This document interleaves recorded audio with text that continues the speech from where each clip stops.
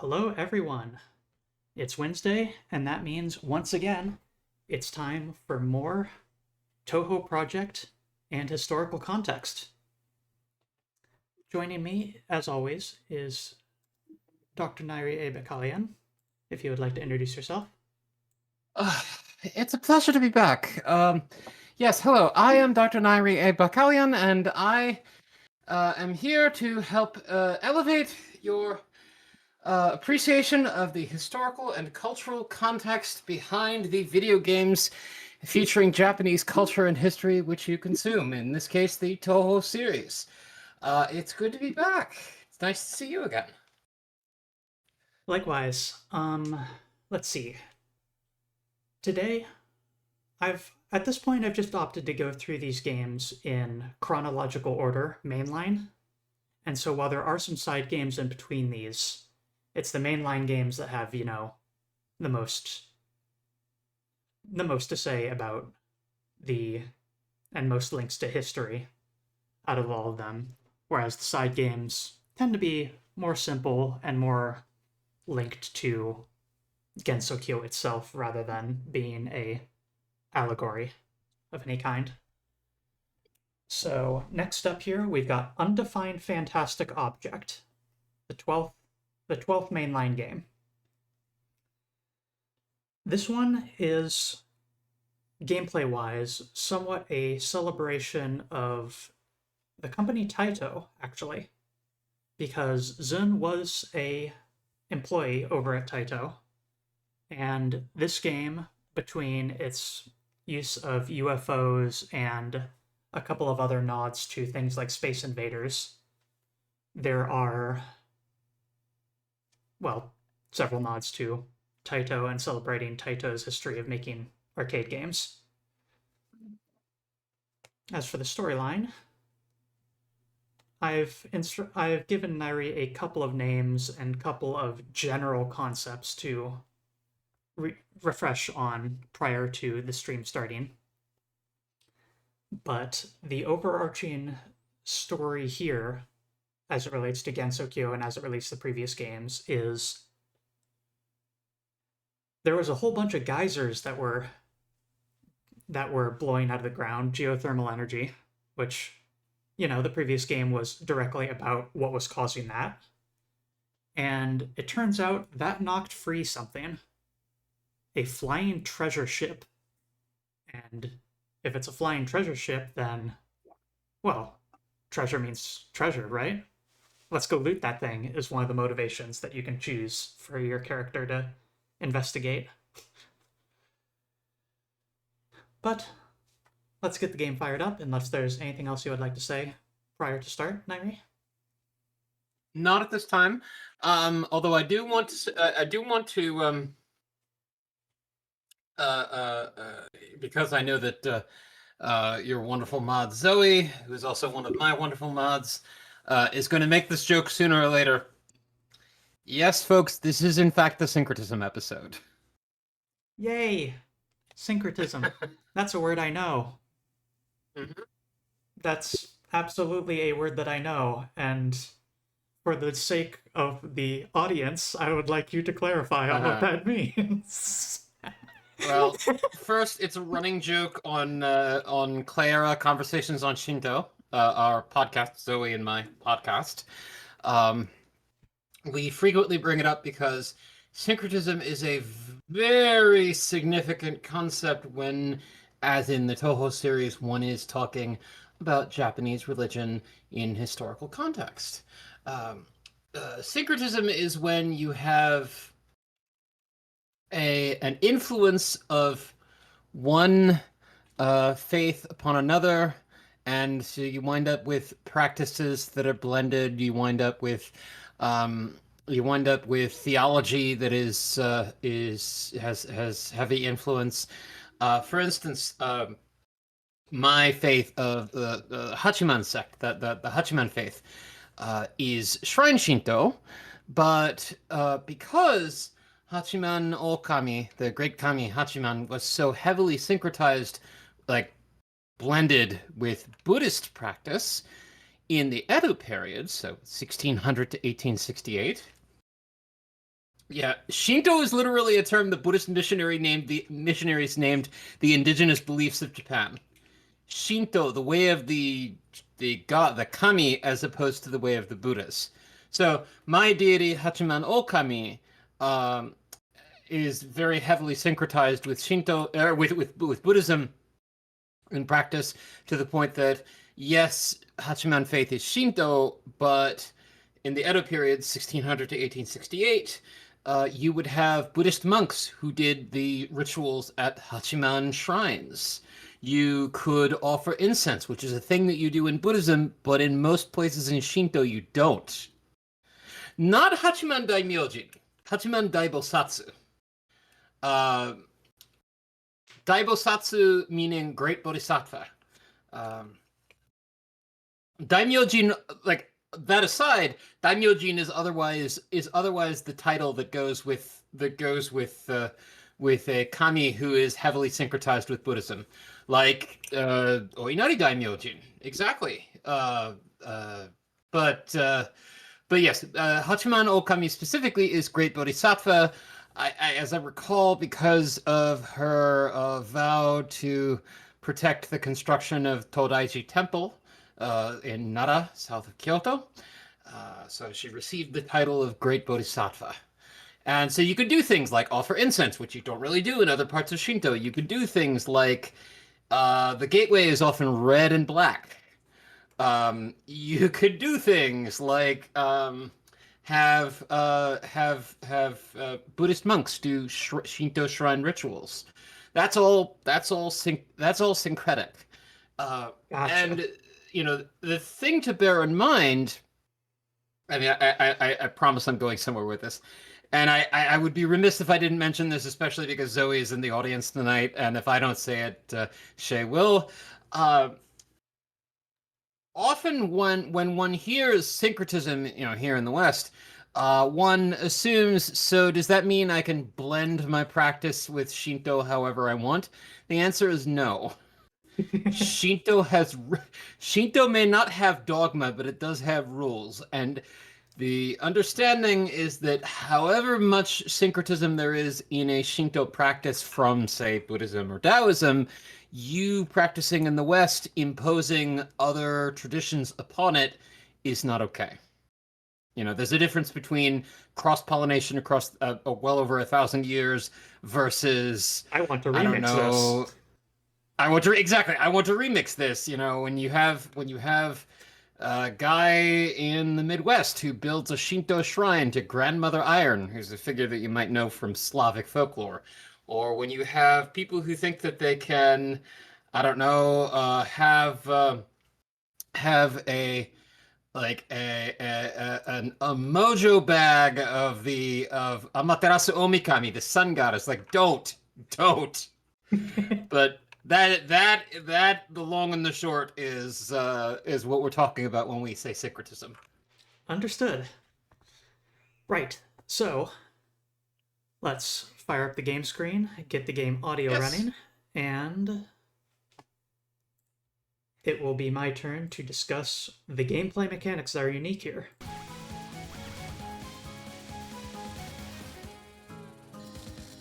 You may notice that the layout is ever so slightly different in terms of my position and Nyri's position, and that is because of that circle that appeared just now. Nyri would normally be operating within that space, so I want to make sure that that particular UI element is visible.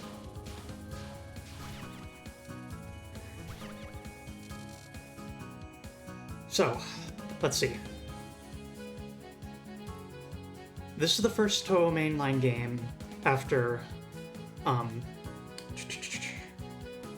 Subterranean Animism, and so the questionable design decisions on having a death spiral from overusing bombs and bombs being directly linked to power is no longer the case. Bombs and power are now completely unlinked from each other, and you now lose power if you lose a life. In addition, there is a sort of arcadey mechanic for this game that very, very much so encourages greedy play. And this is going to be hard to explain mid-run, so I'm going to just address this first and early. There are several different types of enemies that will drop UFOs. They're either a static color or they will change color. There are 3 possible UFO colors, and if you get 3 of a kind, a sort of mini-boss UFO appears that will absorb all point and power-up items. If you shatter that thing after it's collected enough, it will give all those items to you, a point bonus, and an extra item of some kind, depending on the color. The extra item for green is an entire bomb and 1/5 of a bomb. The extra item for red is a 1/5 of an extra life, and if you fill it up completely, another 1/5 of an extra life. In addition, instead of getting 3 of a kind, you can do 1 of each color, which results in a rainbow UFO, as seen here. Pop that, and it will distribute a UFO that's shifting in colors. Some UFOs will shift colors naturally to help you with getting the combo that you want, while others are static colors. And then lastly, there is blue UFO, which simply greatly multiplies the amount of points that come into it. Finally, just one more little bit. Rainbow UFOs will swap power items and point items. So if you get a whole bunch of power items into a rainbow UFO and then pop it, it will give you points instead. Go ahead. Okay, so before you do anything else, I want to call people's attention to the boat. Yes. All right, so you remember we said this is the syncretism episode. And what could be more syncretic than the 7 lucky gods? Which is this like collection of this set of 7 gods in Japanese folk religion. Some of them are indigenous, some of them are not. Actually, most of them are not. They travel on a fortune boat, and one of them is Daigokuten, who has that hammer that you see there. And you have other deities like Bishamunten, the Buddhist guardian of the Dharma, who is often one of the gods of battle in Japan. Jeweled branch of Horao, lucky mallet, but the Horai and the lucky mallet, but the lucky mallet in particular is that's Daikokuten's hammer, or if you will, stop hammer time. But it's very interesting to see. Okay, we're sort of approaching this from a a heavily syncretized Buddhist approach rather than primarily Shinto as we had in the prior games. So I'm very excited to see where this goes. All right. Get things fired up here. As before, we'll do a little bit of menuing here. Easy mode, intended for Sunday shooters, for humans with busy lives. Normal mode, intended for active gamers, for people who play this sort of game because they like it. Hard mode, intended for Gansokyo residents, for people who don't fit in well with the real world. Lunatic mode, intended for the lost race, for people who insist they are the chosen ones. As before, and as always, in order to get a good ending to the game that isn't just, and then Reimu gives up and tries again, to get any ending that is not in that sort of vein, you need to beat normal mode or above on a single credit. This time, Sanae is one of our potential players. In addition, each character has 2 weapon sets, which are provided as the character's motivation for chasing the ship. So let's just go through all of them. Reimu, aim for the treasure ship, get rich quick. When you think of a treasure ship, you think of the 7 gods of fortune, and gods are where I enter the scene. Holding your strongest needles forward, face straight ahead, and challenge the skies head on. This is some yokai's doing again. I don't know if it's a treasure ship or what, but it's definitely the work of some yokai. As always, follow your intuition to take down any yokai that cross your path.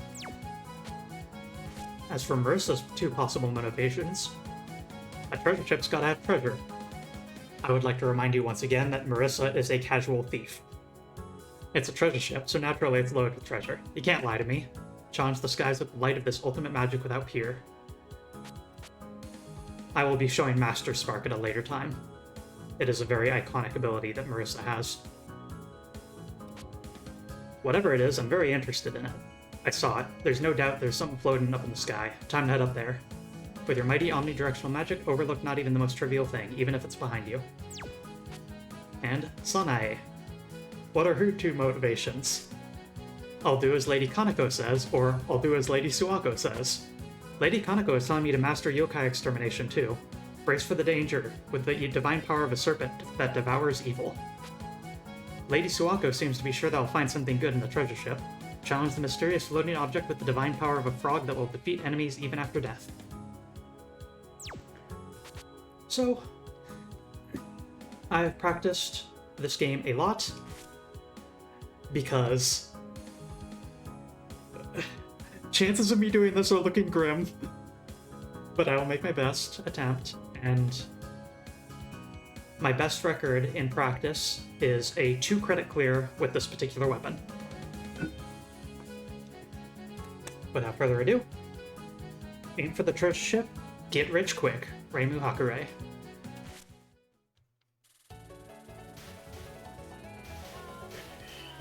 Item get borderline, as usual.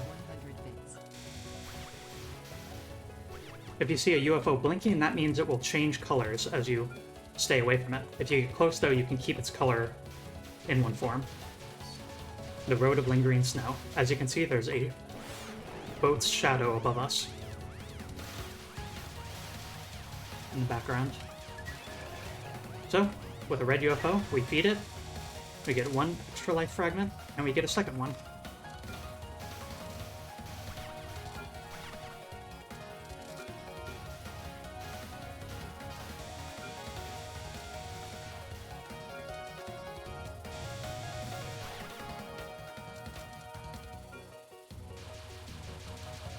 Once again, beautiful use of music synchronization between the gameplay and arrival of bosses and such.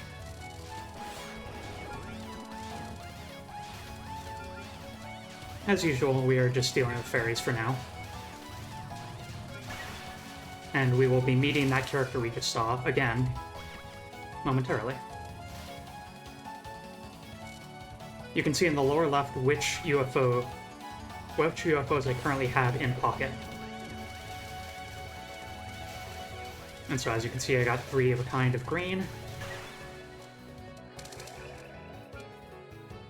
That flying thing is so fast. I'm not going to catch up to it if I'm half-hearted about it. And Sokyo is so cramped and small. The Little Dowser General, Nazrin. Where are you going in such a hurry? Out of my way. You were here before too, little gray yokai. I don't have time to deal with small animals that die easily like you. Really? Too bad. Even as we speak, that treasure ship is gained away, far away. Treasure ship? You mean that thing floating in the sky? Are you stupid, pal? Do you really think that's a treasure ship? Fine, whatever, I'm stupid. Now get out of my way. If you're looking for treasure, don't look in the sky. There's lots packed away in kitchen nooks and crannies. Nazrin is a mouse yokai.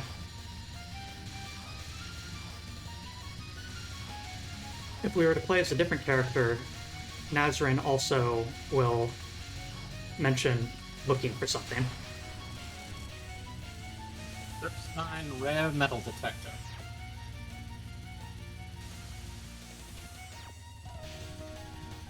Ah yes, another quirk of this game's design. If you die with 0 bombs available, which in the menu is called spell cards, then you will receive 2 bombs on your next life. So the game heavily encourages you to bomb often and without remorse. Basically, you want to always die with 0 bombs in your inventory. In addition, it's pretty easy to get bombs.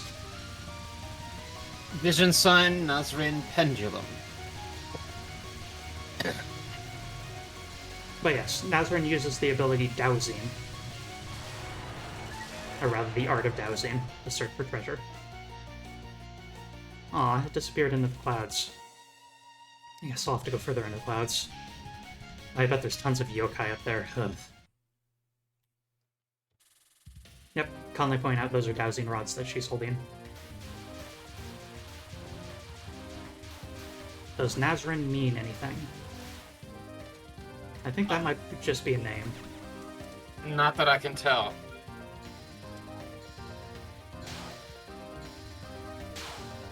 Over here, we're going to meet a character that I really like. Very, very charming.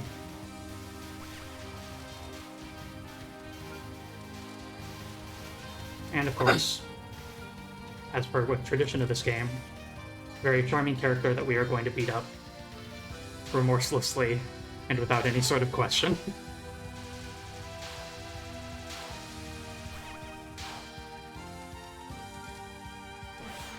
I mean, you know, sometimes one-eyed monsters do amazing things.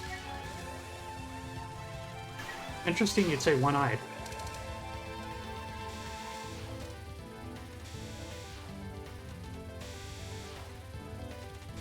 Oh, that was the name of the song, right. Large ring, umbrella, halo. Might be able to tell this what kind of yokai this is just from looking at her.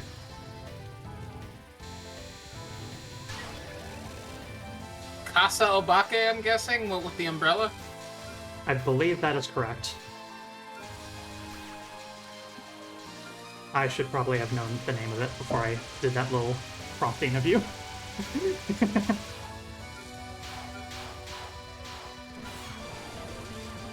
Karakasa. Karakasa. That's the one. That's the name reference to it. Which is interesting because that's just the name of that type of umbrella. Karakasa yokai. Yeah. Hang on just a minute. What? You're just a plain old yokai. You don't have to be so mean. I've had lots of free time lately. I'm chasing that ship right in front of us. I don't have time to waste on small fry like you. The cheery forgotten umbrella, Kogasa Tatara. Oh, you can play with me while you're chasing that ship, can't you? It must be nice to be a yokai with spare time, even if you only exist to be exterminated. Jeez, look at her. Still, there are too many to take care of them all, so I'll leave you for next time. This is why humans aren't any fun. Why can't you just make time for me? Shouldn't you plan extra time into your schedule? You can go find that treasure ship anytime. Extra time is pointless for me right now. I don't want to waste a single second. But the pointlessness is what's really beautiful. It would be terrible if everything in life were so planned out. Even tools aren't beautiful just because they're functional. The useless parts are what makes us yokai. Why am I getting lectured by a cursed umbrella? Fine, I'll beat you while I chase it, okay?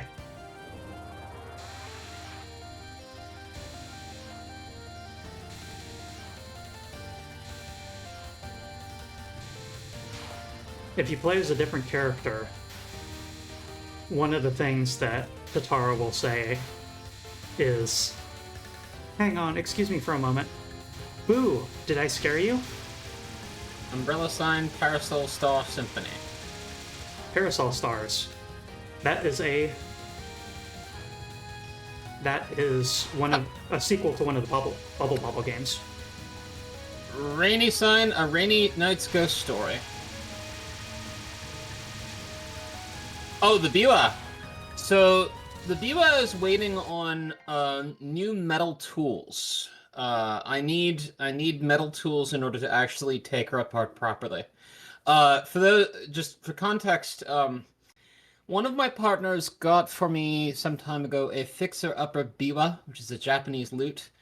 This biwa was treated very poorly by its prior owner and is in very poor shape, but a biwa is simple enough that, given the state of this biwa, that I should be able to at least get it put back together and then from there start to replace the missing parts. But the reason this is relevant to what we're doing here is because there's a type of yokai that is the result of a biwa that's neglected. It's called a biwa boku boku. And you do not want your biwa to become a biwa boku boku. So I'm waiting on metal tools that are ideally going to help me take care of this biwa by removing the soundboard, and then from there we're going to start to do sanding and reconstruction. Now, I wanted to also, while we're still on pause, Conley Basher, funny thing that you should say that this yokai named Kogasa Tatara, not your koto, nor your kotos or your shanks. That's exactly. But in my particular case, the biwa is what I have. Now, funny you should say that about working at a smithy as her day job. Her name is Kogasa Tatara. Tatara is the term for the bellows that's part of a smithy in the Japanese tradition. So it's very fitting. Yes. All right. Let's resume. Yes, and so with other characters' dialogue, we get the impression that Tatara here is A, trying to scare people because that's human emotions, and surprise is food to her. And also, she's terrible at it. For example, excuse me for a moment, boo.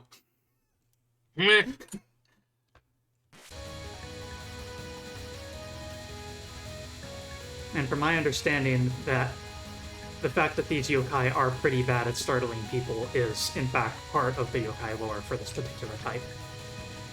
But this is... Ooh. Just fall out of the sky, you stupid umbrella. Ah, humans are so cruel. Hey, you look like you want me to beat you. What do they call that? I don't know, sadism? I think that's the opposite, but whatever. I can see the ship now, so thanks for taking me to it.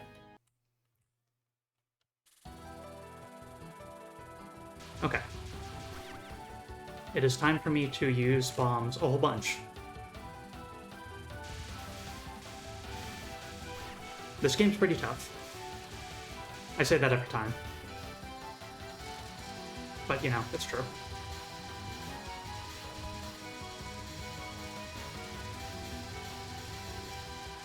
I've discussed before that basically every character that's present in Touhou Project is female, apart from characters that are present in, like, novelizations and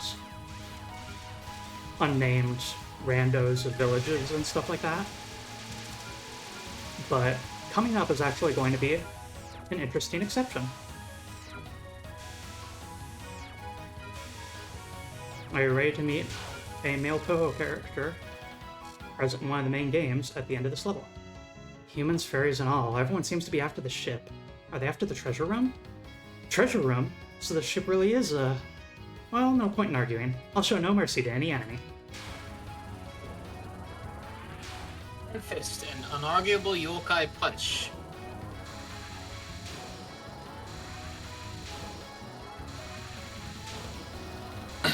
Ichirin, huh? Holding a ring? Ichirin? Oh, the names really are on the nose, aren't they? Oh, to think that there are still humans that wouldn't run away after seeing this fist. The ship really is a treasure ship, right? It doesn't look like there's anything in it, but... Ah, she ran away.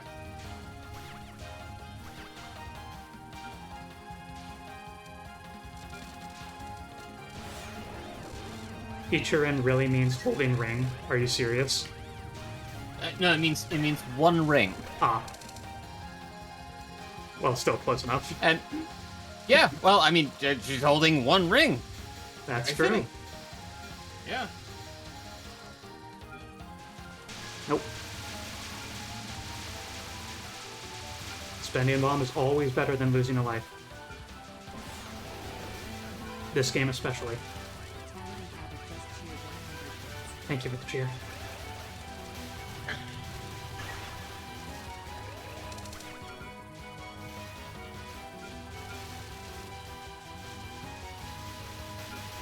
But yeah, as you can see, this game with the UFOs really encourages reckless play.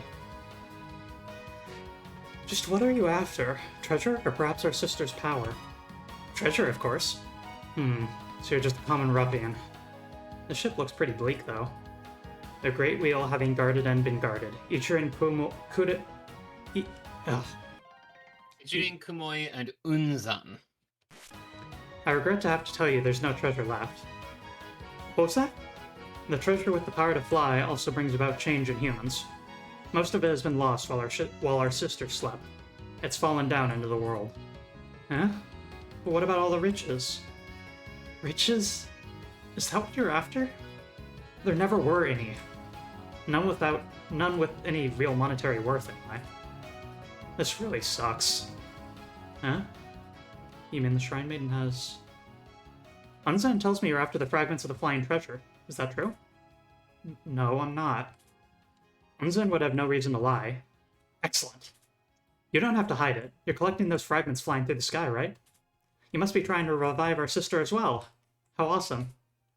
What the heck are you talking about? I just thought there was riches on this treasure ship. Thank you, keylinepi_dev, for following. Thanks for the follow.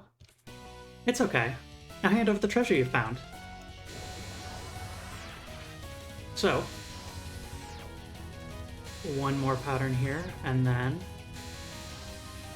say hello to one of the male characters in the Touhou series of the mainline games. There he is!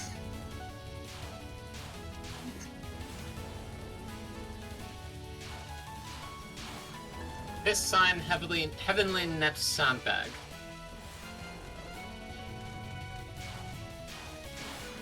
Ooh, that was sketchy. Probably should have bombed there, but... Yeah, quite the name, Unzan. A cloud mountain.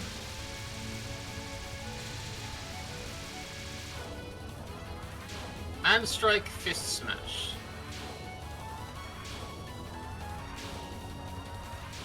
Whoa, I almost got Ichirin kicked.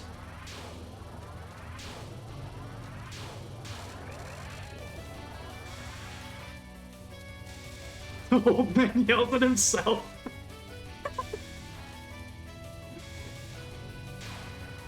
Speaking of yelling, Ayasan, it is good to see you. Thunderous yell, scolding from a traditional old man.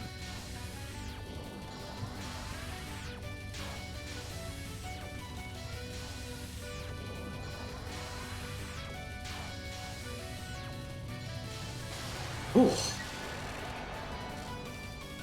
You're quite strong. Unzan says you must be a very famous person. Really? Well, that may be. The floating fragments you've collected are necessary for a sister's revival. Now, please bring them inside. There's no treasure, right? What a letdown. Now, I guess I have to go see what this ship really is.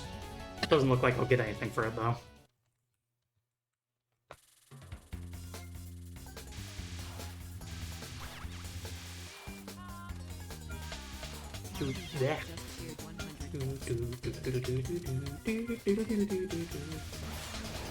I can't be too upset over that death, though, because I did have 0 bombs left. So I was following my personal rules on... No, it escaped! If a ship escapes, it runs away with all the things that all of the items that's picked up.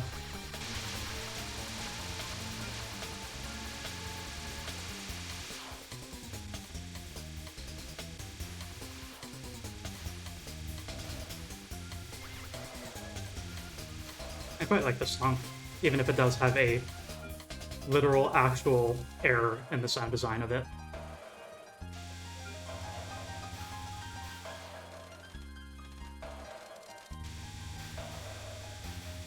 I'll bring it up when it comes up.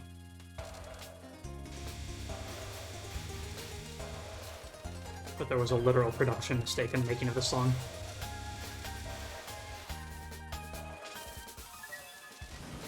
It gave us a 1-up. Whatever that was.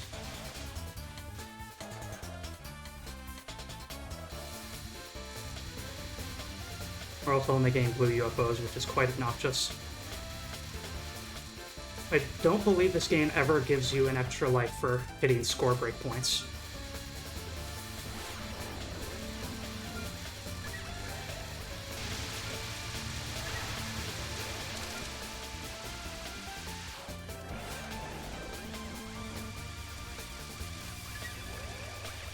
Coming up soon in the song, I need a bomb the moment I get out of that. Coming up soon in the song is the production error I mentioned. Windows XP has a little pop noise. I don't know if this will come through the mic, but something like that. And that noise is a notification sound that your computer has something to notify you about. That sound is present in the song coming up in about 5 seconds. It's actually in the original mix. Fatality Habit just appeared. Cool.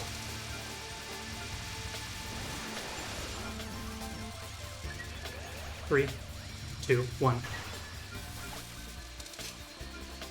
Oh, there it is. Yep.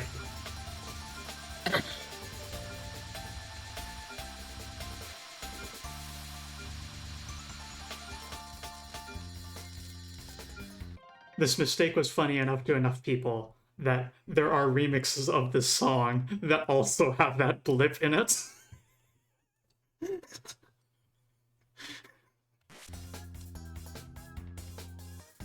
Yeah, okay. There's nothing inside the ship. It'll be good to be done with this investigation. It's so boring. I mean, all that's happening is just ships just flying around. If it's not a treasure ship, there's no point to it. It's just a box. Is someone there? A human? Or have you also given up your humanity? Looks like I missed something. There's a yokai. I have to beat you. I see.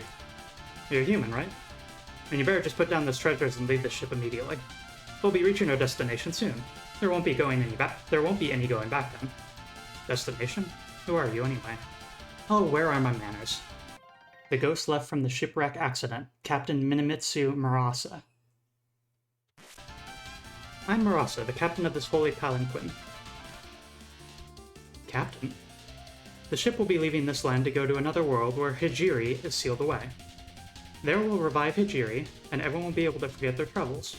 We'll make a paradise where no one can brush us aside. We'll make a liberating future where we can use our powers freely. That paradise is the ship's destination. That's the ideal Hijiri has sought. So anyone with any lingering connection to this world should disembark. What will you do? I don't understand what you're saying, but I understand this isn't a treasure ship now. It's a devil's nest for yokai hideout, isn't it? I can't overlook this. If you can't overlook it, then I'll just have to beat the captain and drop the ship out of the sky. I forgot to mention this, but we absolutely need that treasure in order to get to the other world. The mysterious flying objects that you have are fragments of that treasure. You mean you're trying to get all these? So I was hoping you'd cooperate with us, but too bad. Looks like Lang Yuan puts us in dangerous sinking. Follow the ship and bathe in the cursed oceans.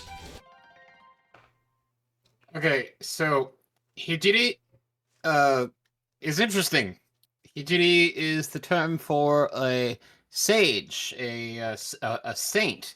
For those of you who might remember the manga and anime Saint Young Men, Saint Onisan, the kanji version of the title, the saint was rendered with the kanji for Hijiri.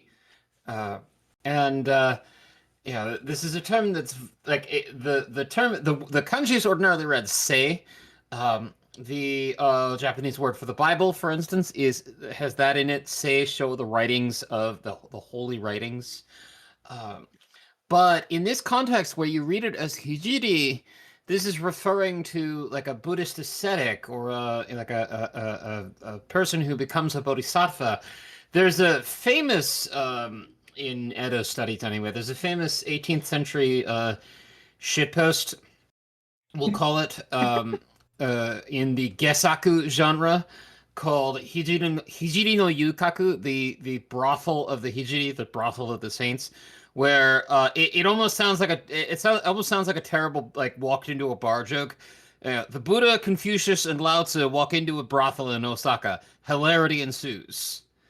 So this is the same term. So I'm curious to see where they're going with this.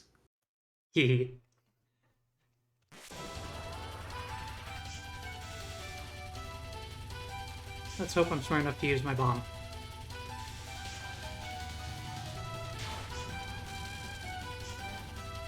Capsize, dragging anchor. She's a captain, can you tell? Uh-huh. Just a bit. It's kind of subtle, the metaphors at play here, but Oh, yes. Oh, yes.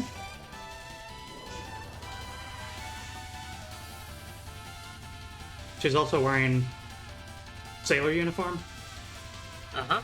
which there's an entire history that we could go into with that.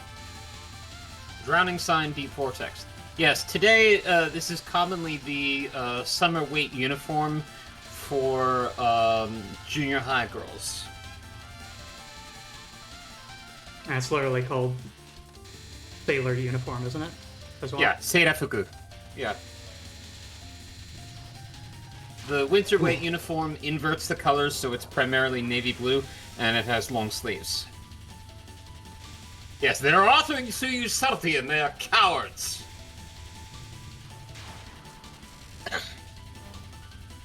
Harbor sign, Phantom Ship Harbor.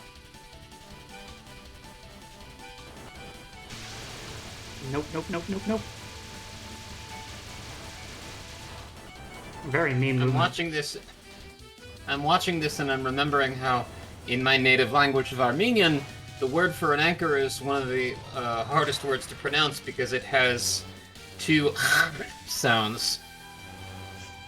Phantom, Sinker, Ghost. Here we have a survival pattern.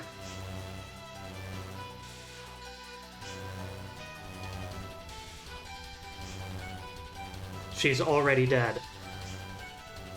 But she's going to bring us down with her.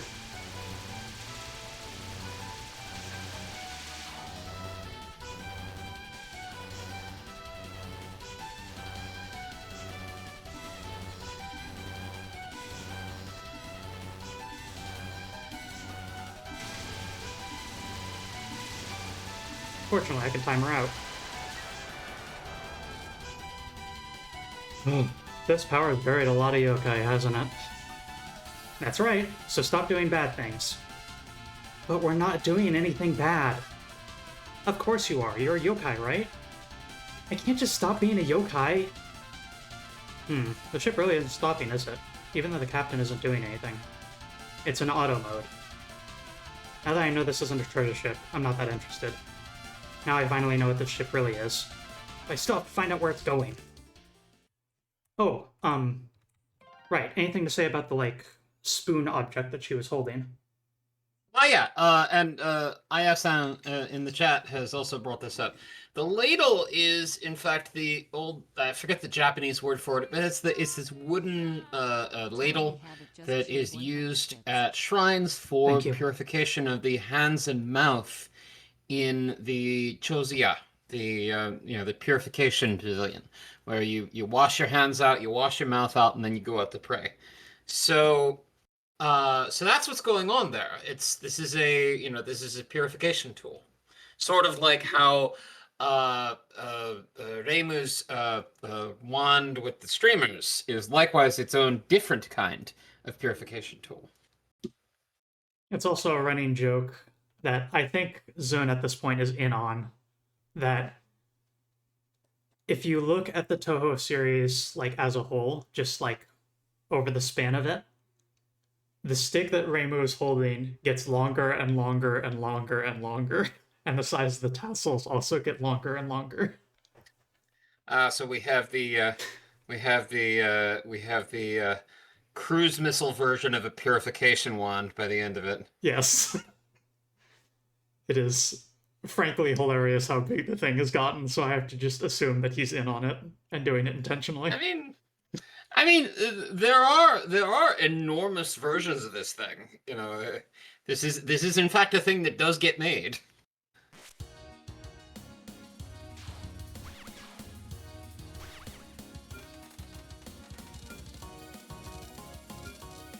More than lives, I want bombs, and I'm willing to throw away one red UFO to do that.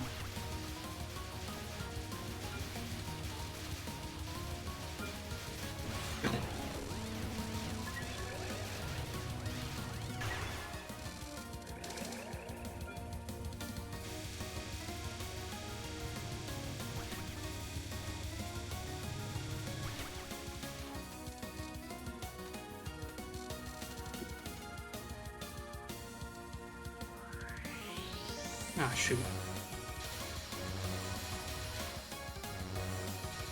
I misinterpreted what items I had. Or which UFOs I had.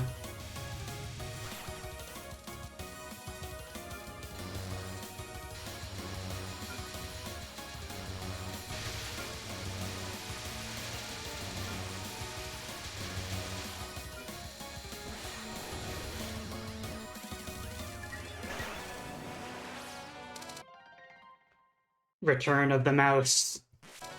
Oh, what's this? You came all the way to Makai too?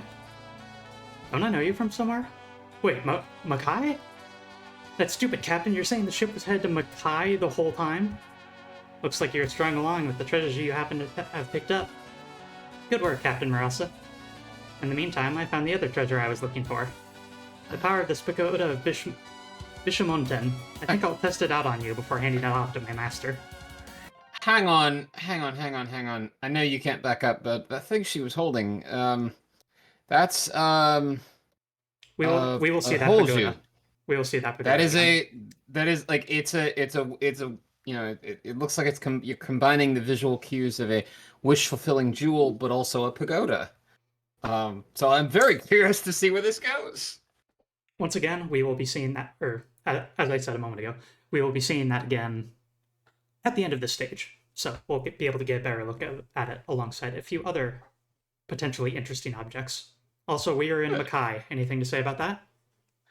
Well, Makai, I assume, is the world of ill, the world of, well, not evil, but you know, the world of things that are not good. We'll put it that way. This is a term that one sees in fiction elsewhere. There's a movie from the early 2000s, for instance, called Makai Tensho. So I'm assuming that that's why, you know, with the red background and all, I'm assuming that that's where we are. Conley is saying the demon realm, which A demon, that is a way of rendering it, yes. Yep, seems suitable enough of a translation. Yeah, judging on what you're saying here. Turn the game.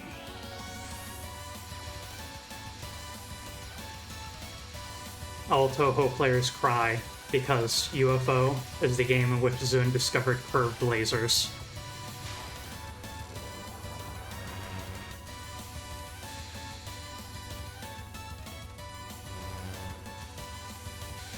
Jeweled Pagoda, greatest treasure.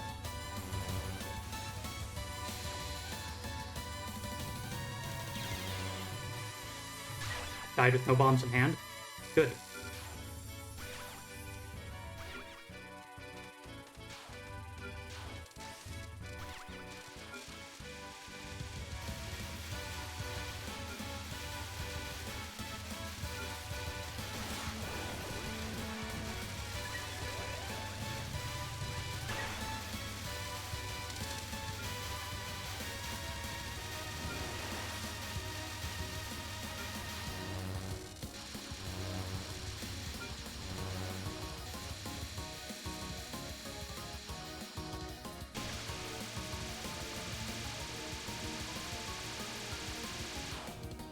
So this is Makai. No wonder I felt so uncomfortable. Vitality habit just cheered 100 bits. Thank you again. To think the ship would take me here of all places, and something about breaking a seal, that can't be good. There you are. You're the human that gathered the I flying... know who this is. I know who this is. We'll go through a little bit of dialogue first. It's so obvious.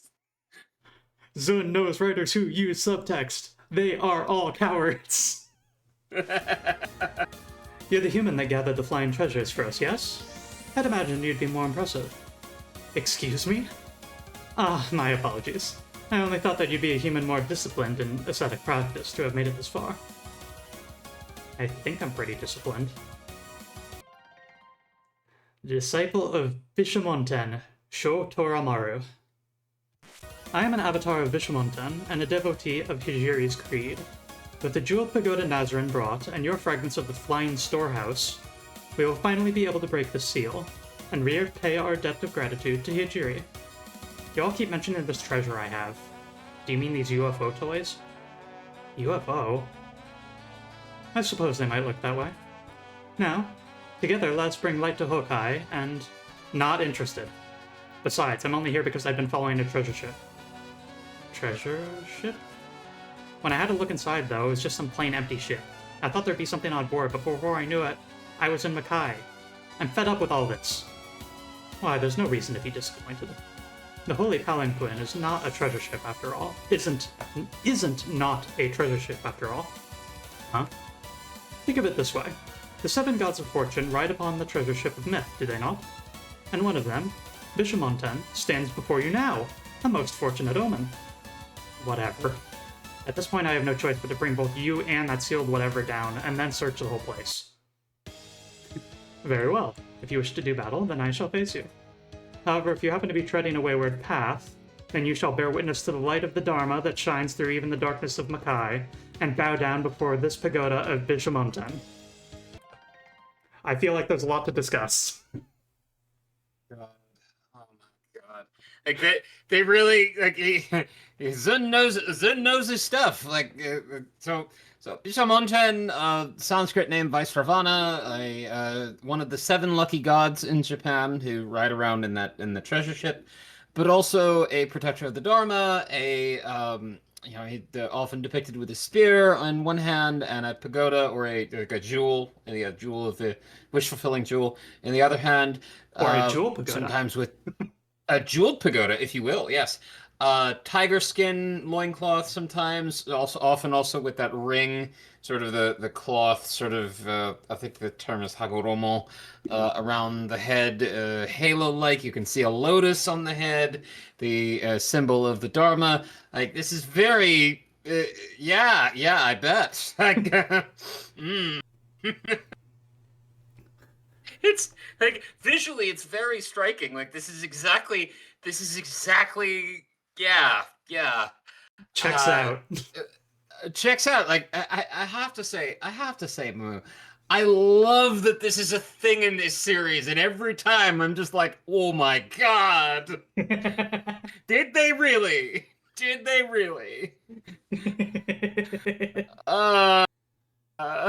And this is why this is why I find it delightful to play these games with you, because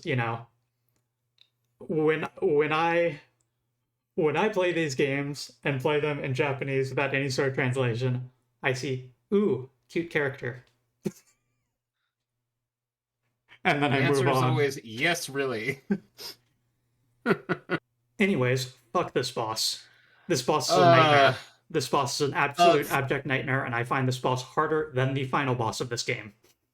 So to point out to people who may, like, as a comp title for people who may otherwise have encountered Bishamonten in a different form, if you watch the anime Noragami, Bishamonten was the character there. The circle behind her does symbolize something, but I'm blanking on the specific technical term. Like, you will see depictions of Bishamonten that have that. The cloth. So visually, it's very much intended, like the cloth that's sort of halo-like in the background over there. Okay. We ready? But yes, if you've seen Noragami, Bishamonten is the blonde-haired battle goddess. That same deity. So this is just a different representation. Although this is an avatar, this is not actually Bishamonten themselves. Yes. Yes. Ready when you are. And the song titles appear in the lower right, and so when this, and maybe it already appeared, but the tiger patterned what was the word? Vaisravana. The tiger powered Vaisravana is her theme song. Name of it. 3, 2, 1. This sucks. Curved lasers.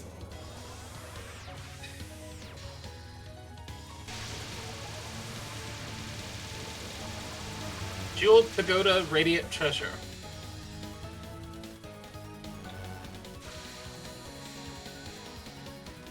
Song rules though. Very unusual kind of music for the series too.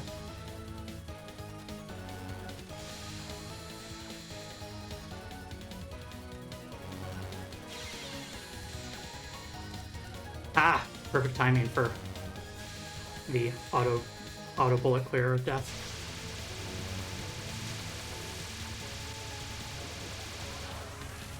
Hey, guess what? More curved lasers. At least these ones straighten out before they reach you. But that one's probably the easiest pattern of the entire set. Right sign, absolute justice.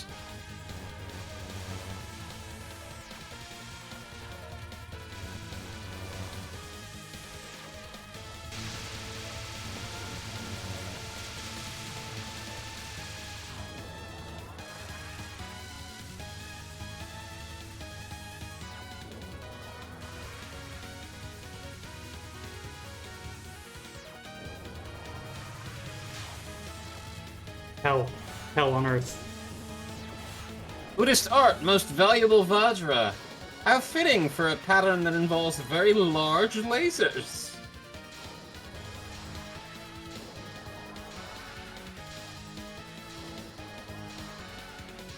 I don't have any bombs available.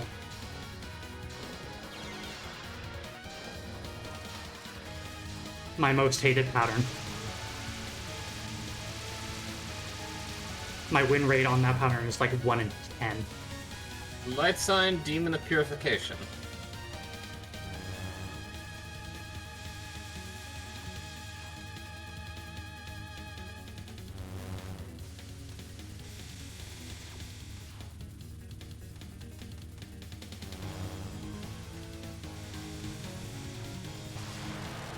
Oh. Marvelous. I can see now how you were able to gather the flying treasures. I could do yokai extermination like this before breakfast. Well, now that you've beaten me, what do you intend to do next? Look, you need these UFO toys, right? To break the seal. I think I'm going to have to take a look at what exactly has been sealed away. Yes, we may have gotten a bit sidetracked, but let us now prepare to lift the seal. I'll beat whoever sealed away and whatever else and get this whole thing taken care of. I'd rather you not bully Hijiri the first thing after she's unsealed.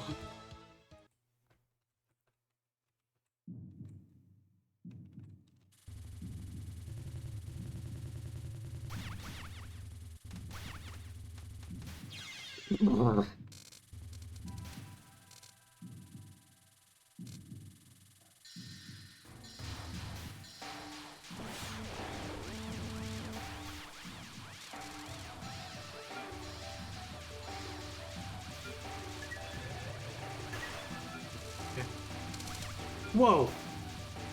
I did not expect that thing to circle down toward me like that.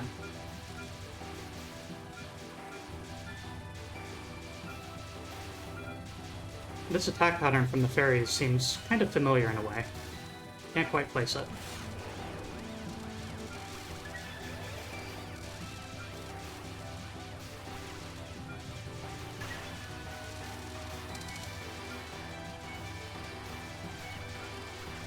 It's a Space Invaders joke.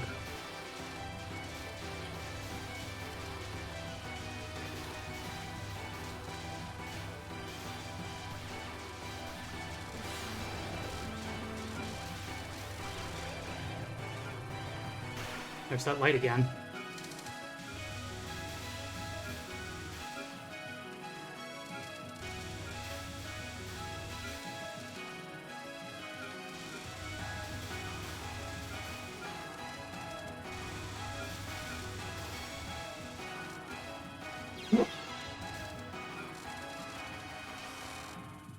Deeply unfortunate.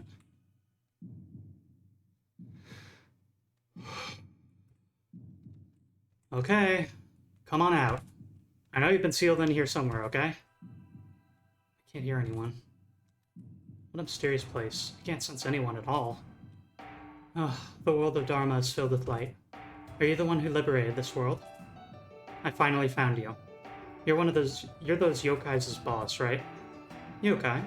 Boss? Right, those yokai were trying to bring you back. Really? Even though I haven't been able to do anything for them in over 1,000 years. So there are still yokai who miss me. Well, who are you anyway? My name is Byakuren, the great seal magician Byakuren Hijiri. I used to be a monk a long, long time ago. You seem to be a shrine maiden, am I right? Did you come down here to seal me away again?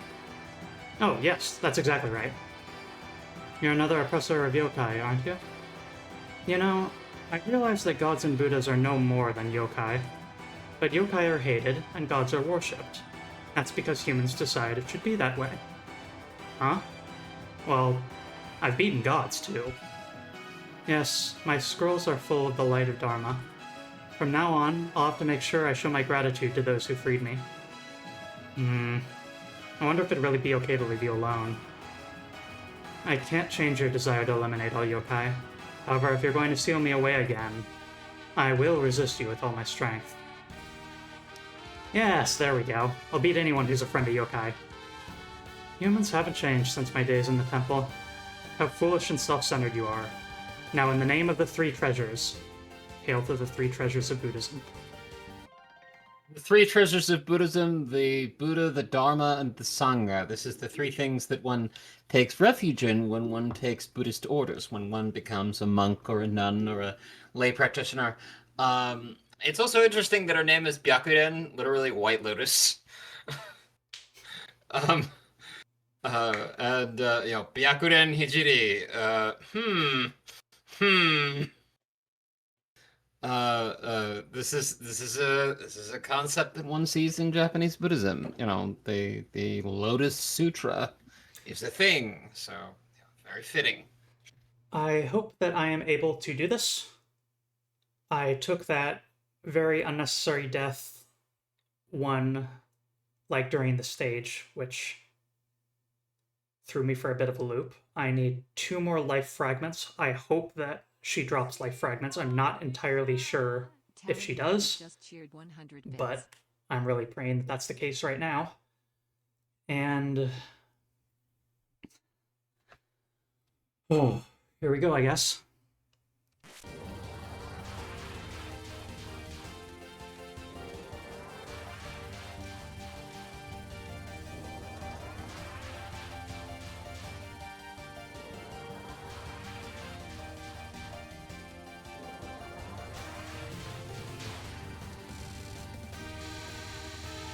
Magic. Omen of Purple Clouds. Now, if I remember correctly, there was a hijiri associated with the Shigisan Engi, the Shigisan Annals, who was born away on purple clouds, the story goes. So, interesting reference there. Mystic fragrance of a Makai butterfly.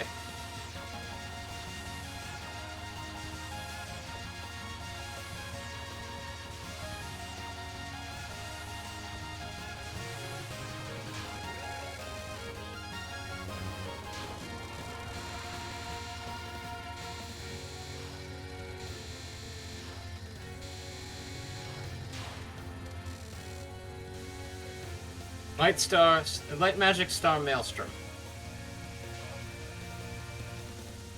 Also, I really appreciate that in her character design we have what appears to be a sutra, but in hard light form. Yep. Sorry, I am now very, very scared. She also appears not to be dropping extra life fragments, so solid chance I lose here.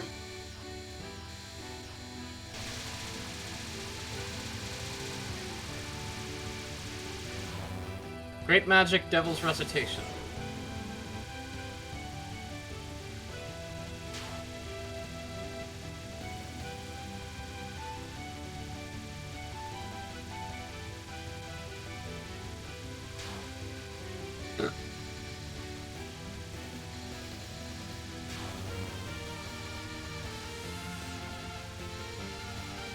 Intimidating.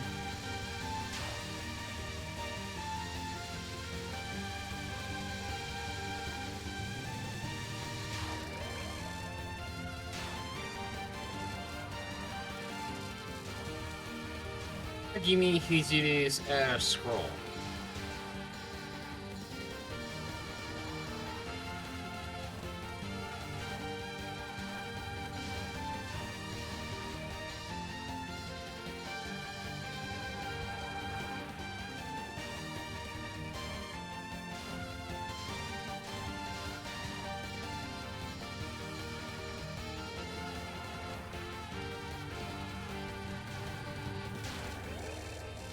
Please. Please. Flying goals, flying fantastica.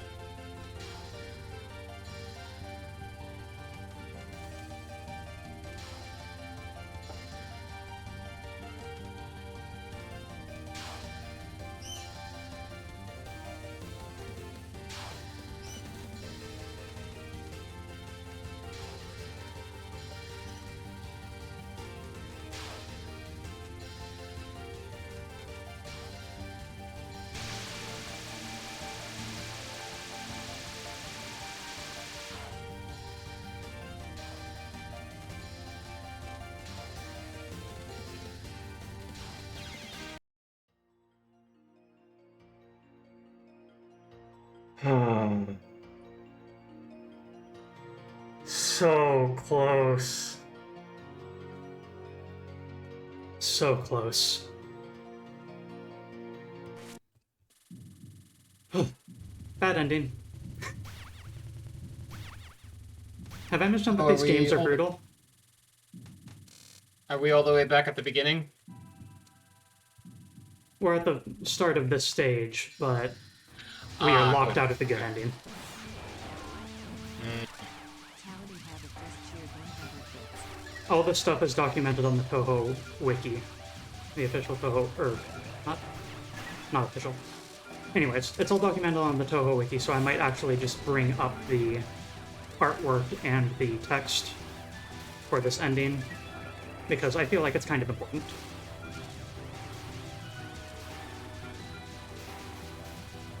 But I will give this another attempt here.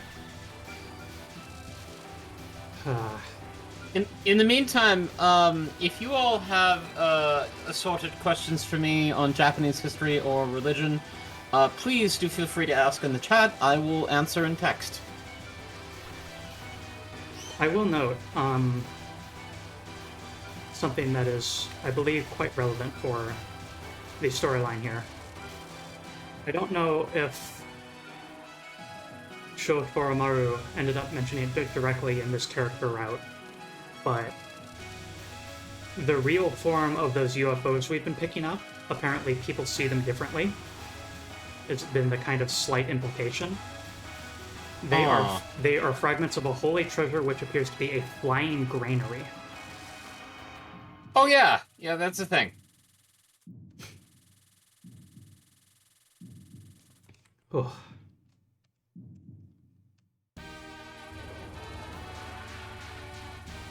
Really, really love this song. Pieces of wood. Pieces of wood, yes. Yeah. So, what we've actually been collecting instead of UFOs this entire time, although colored by our perception and our, like, some variety of illusion magic, maybe, is essentially the 2x4s.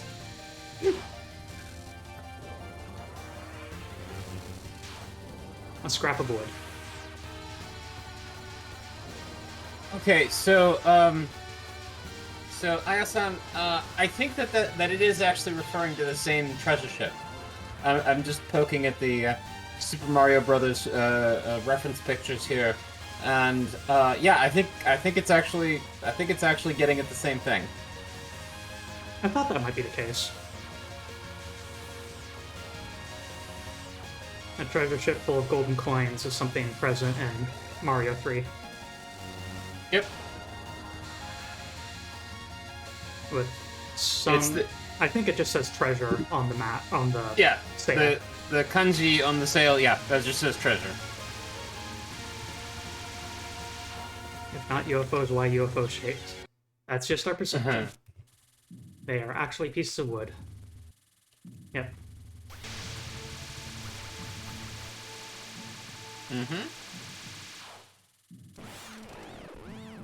But why would people be seeing them differently?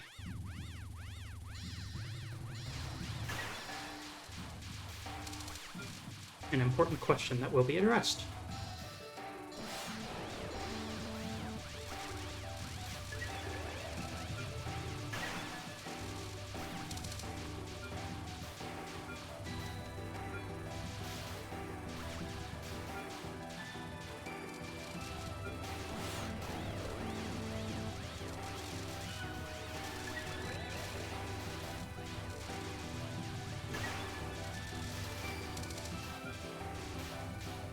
Ooh.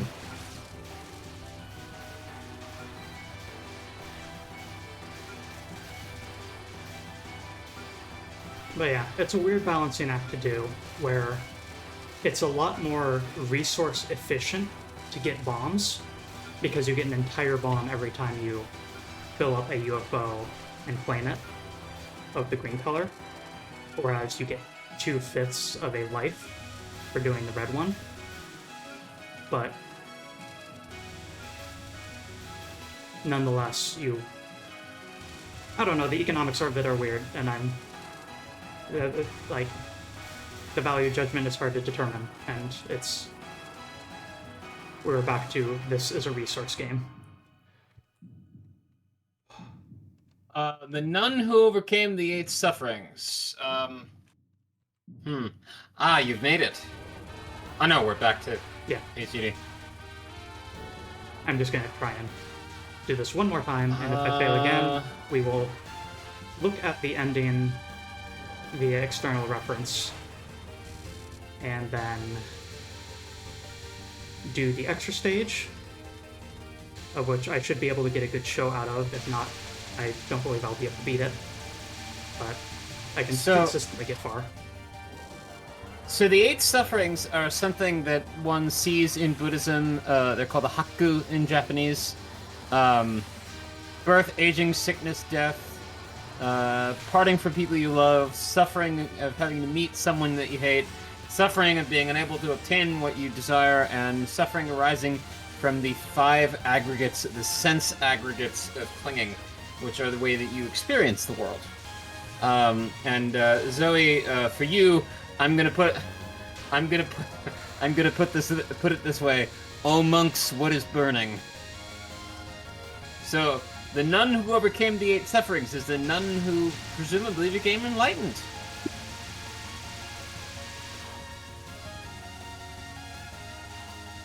Curved lasers. Crap the spaghetti! Curved lasers.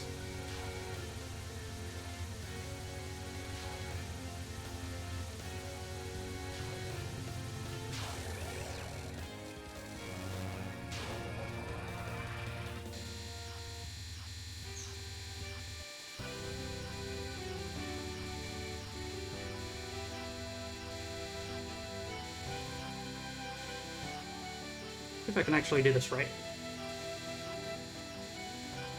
while we're here.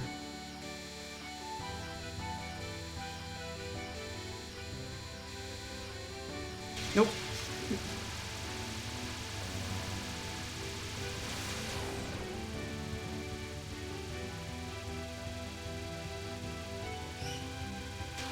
Yeah. I think the answer, plain and simple, is just I didn't arrive with enough resources. I burnt too much, or I didn't collect the right UFOs or something.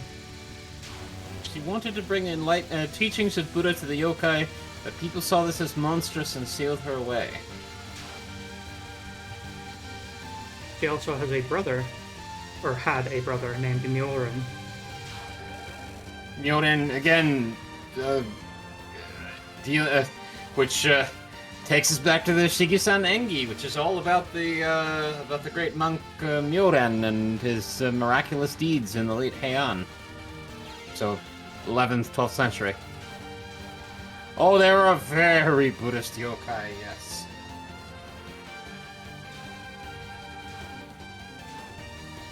I believe the flying storehouse is another aspect, is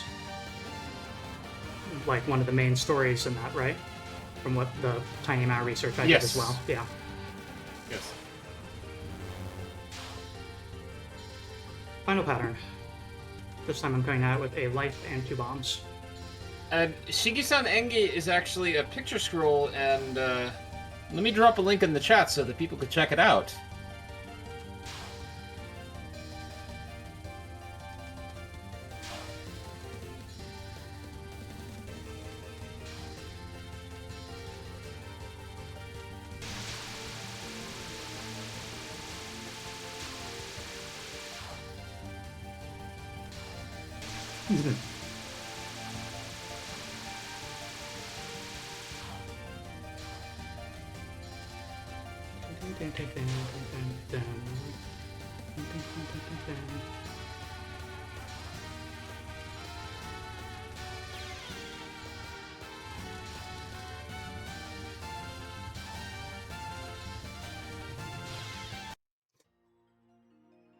Whatever.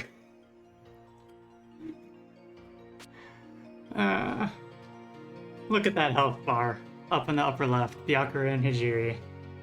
Look at that health bar. I knew this would happen eventually, but...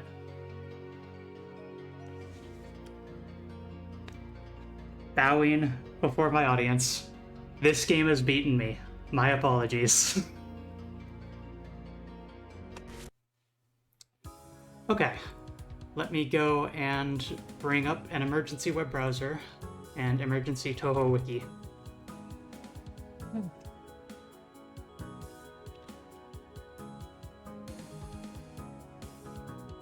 Pull up UFO, undefined fantastic object. Story. Bad endings Reimu. She ends up getting caught and trying to figure out a way home with Route A being more mindful preparations to fight them, while B has her finding the ship and wondering why it won't fly and concerned about leaving the shrine alone. Okay, let me get the demo play out of here. At the shrine, Reimu and Marissa are talking about the incident's details and how the Palanquin ship is still flying. Reimu plans on investigating it. There she finds Byakuren and Minomitsu, who talk about how nice it is to fly in Gensokyo. They then talk about where she lived and the problem with the ship flying, which Byakuren takes into consideration.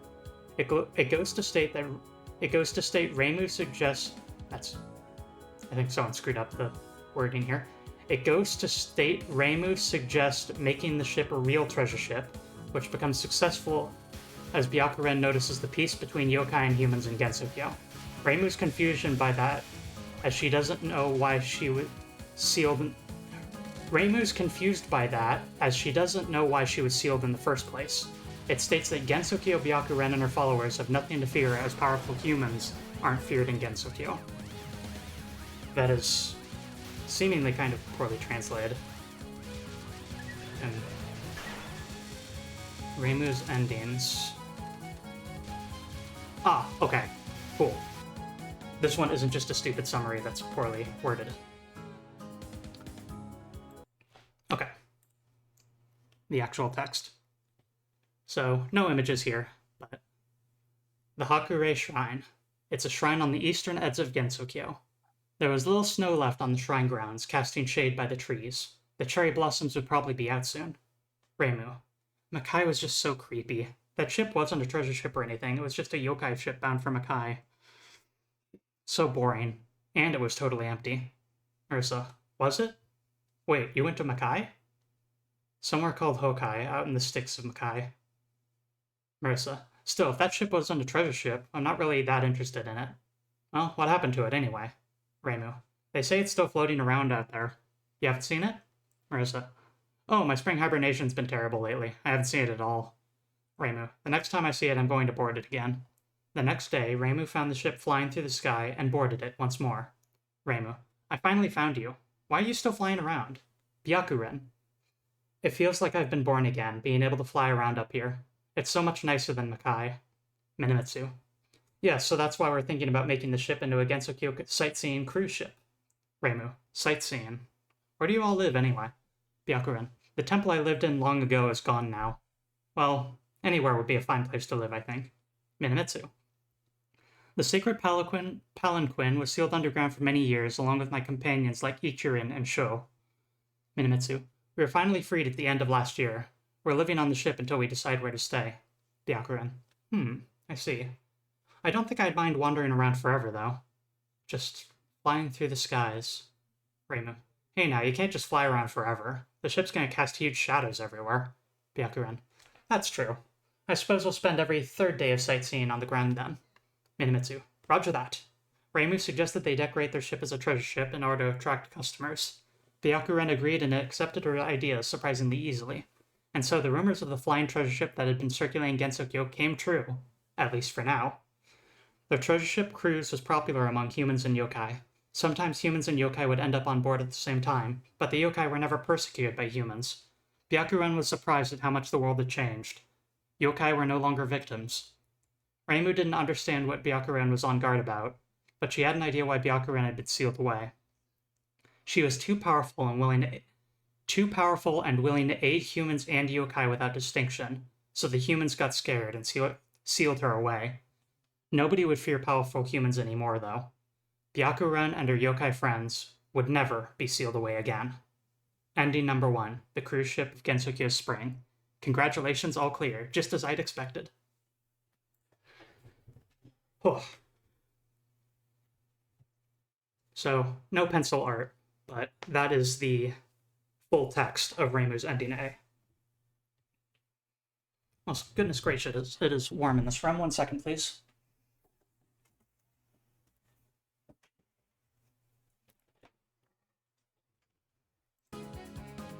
But yes. Reimu beats up yokai. Sanae's story is, for Kaneko's route, is kind of hilarious in how pointlessly cruel she is toward yokai. Just straight up, oh, a yokai. I want to try it. I've been instructed to exterminate you. Say goodbye. So this is what yokai extermination is like. This is pretty fun. Just absolutely brutal. Completely remorseless. But anything to say, Nyri, in regards to, I guess, turning the treasure ship into a literal cruise ship for yokai and humans? You know, we the treasure ship is this fixture of iconography, and so if it became a cruise ship, that would be quite something. You know, that would be like I can imagine very easily that such a thing would be very attractive. You know, I wonder if this is actually something, and I wouldn't know because I don't really keep up with some of the touristy things in Japan, but I wonder if anybody's ever actually made like a sailing replica anywhere, like, you know, in Tokyo Bay or something that looks like one. You know, that might be interesting. But yeah, this is a... Someone's got to have, right? This is a... Yeah, it stands to reason. Yeah. But yeah, that's a treasure ship, all right. So, off to the extra stage, intended for yokai extermination specialists, for people who would never be afraid if they met a yokai. How to fund the local betto. Yeah. Expedient means, I guess. This really is the syncretism episode. Mm-hmm. And so, for these, the motivations for both weapon types are the same. But still, we'll read each of the characters' comments. Follow the UFO's trail. That weird snake-looking shape-shifting thing in the UFO got away. Holding your strongest needles forward, uncover the UFO's true form. That weird snake-looking shape-shifting thing in the UFO got away. That weird snake-looking shape-shifting thing in the UFO got away. I like how it's exactly identical, except Marissa's little bit of an accent is translated. Snake-looking shape-shifting. Is it Osaka dialect, do you know? I do not remember. Does Marissa say daze? I feel like I kind of remember that. Daze. But she's got kind of like a casual and sort of slangy way of speaking. Oh, I'm looking now. Yeah, it's does it. Yeah, that's usually very masculine coded speech. Which, you know, in some contexts can be read as rude. Sure. Okay. So yes, Conley Basher point out, the storyline for the extra stage is Reimu cracked open one of the UFOs and some weird sort of snake thing flew out of it into the sky. Into the night sky. Give chase.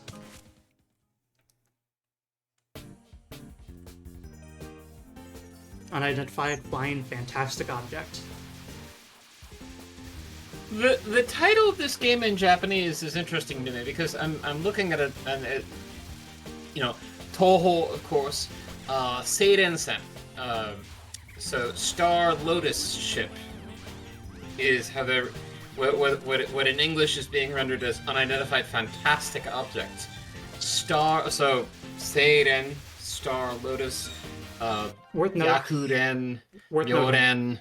Hang on. Hmm? Worth noting. Touhou Seiren-sen Undefined Fantastic Object. That whole title is the Japanese title of the game.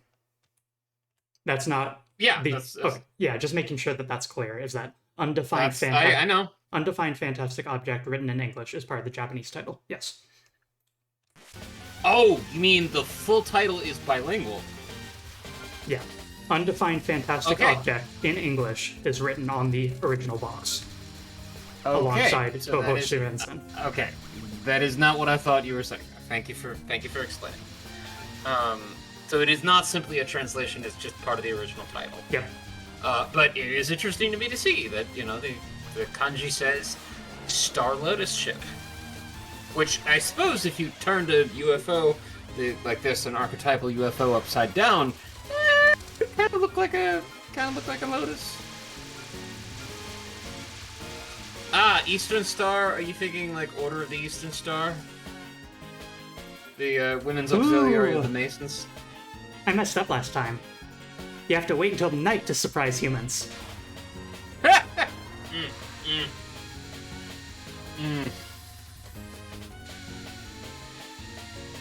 She's Ouch. getting better. Yes, I know Touhou means Eastern, but the Order of the Eastern Star is a sororal organization that is the women's auxiliary of the Freemasons.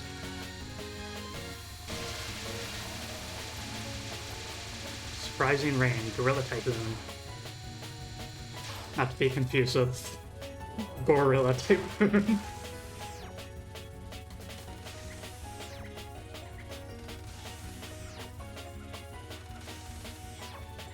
So, Eastern Star Lotus ship sounds like, some women from the local chapter of the Order of the Eastern Star converted to Buddhism and they're going on a cruise.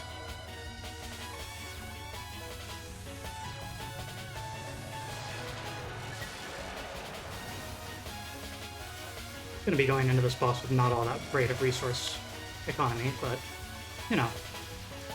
we can make multiple attempts at this since it's only one level.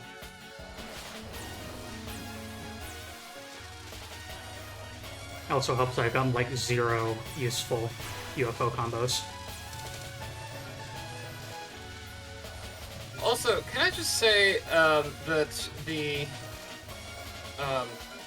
use of UFO in this game takes me back to my time in Japan, where one of the common instant noodle types that we used to get was actually called the UFO.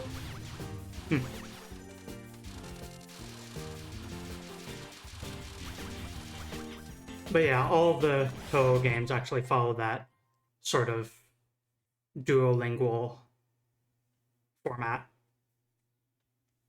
where it's a Japanese name for it, then a tilde, the squiggly, and then after that, a English name for it, or a English subheading, I guess, is the best way to put it.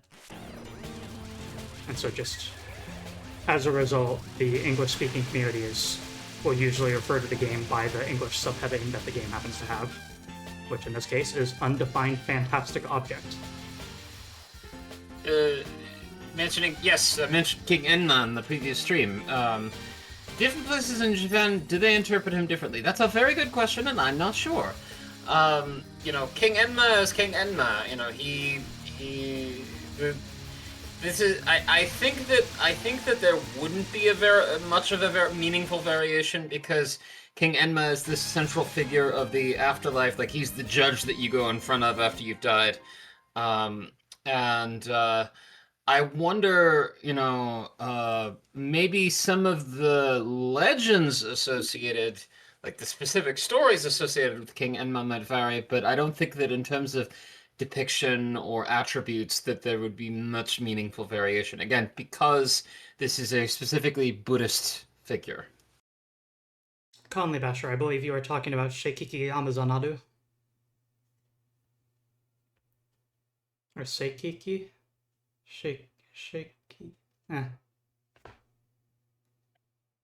I think that was the name of the judge character. From the mainline Touhou game that nonetheless is a competitive bullet hell shooter that's either one player or two player. Wow, there's lots of clouds out now. Where's that little snake? Looks like I lost it. Looks like there's lots of UFOs around here, though. I'm sure there's something suspicious. Someone suspicious around here. I thought I heard something. A bird? No. This voice, it can't be. Congratulations on rescuing Hijiri. I never thought a human specializing in yokai hunting would be the one to find the fragments of the flying storehouse. The voice of misfortune. It's the mysterious yokai from ancient times. It's the voice of the Nue. Oh no. The unidentified fantastic flying girl, Nue Hoju. Yeah, Hoju. That's right. Nue, Chimera. Chimera. Yes. Chimera? Yeah. Chimera. Still, even if you went all the way to Makai to save that monk, I'm surprised you'd break open one of those imaginary UFOs to come chasing after me. So here it is, the mysterious flying yokai.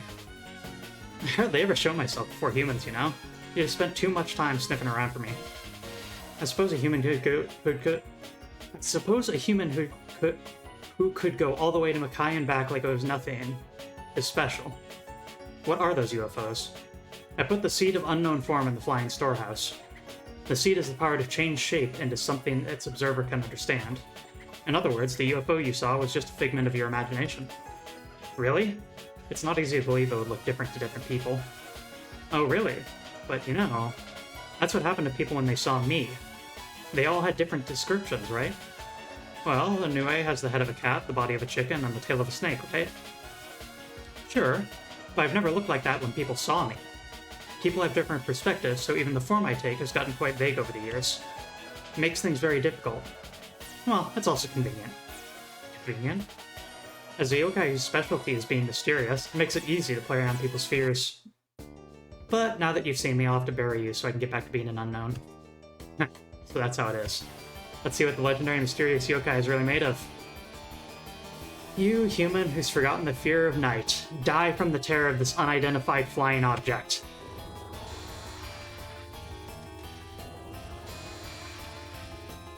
As I mentioned, I should be able to give you a decent show here.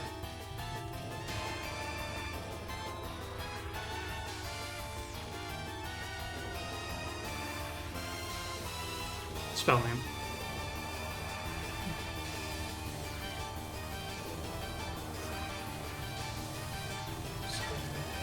Messed up. Hey, in Dark Clouds.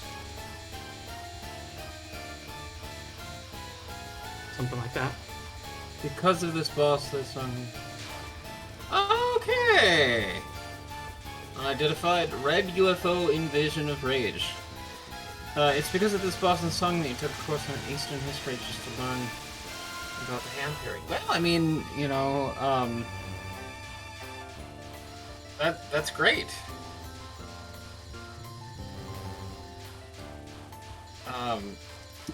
You know, this is exactly why we do what we do, because this is the I mean, and especially in my case, you know, I'm here to help you all improve your appreciation of these games, because yeah, these things get worked in. This, I think, is my favorite spell card. A, because it's really easy and it's very funny that it's in a extra stage. And B, it's got a goofy name. And C, it just looks funny. Sign Mysterious Snake Show. Ooh. Yes, Zoe and I are the exceptions. We did not, in fact, get into Shinto by way of Touhou. Yes, Frostnova, hello. Good to see you. Just, Just, oh no, the terrifying, mysterious snake show really tickles me. Gummy worms. Yeah. Yeah. Unidentified blue UFO invasion of grief.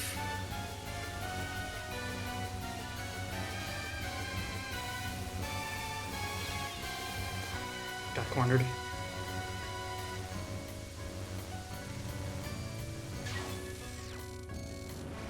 Extra life. Yeah, I'm glad that I'm finally able to. I'm glad that I'm finally able to engage with Touhou thanks to you, Moo, because this is a serious new assigned Danmaku Chimera. This sign's just. This one's just flashy as hell.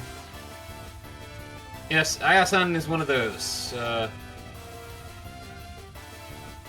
Japanese style never leaving escape velocity. This one I don't find Rage too and greed. hard, but it's just cool. I love the idea behind this pattern. Yeah, this is so. It's nice to actually like get to know this series this way because, yeah, it's been a fixture in Shinto circles online, and you know now I can see why. Green UFO invasion of justice.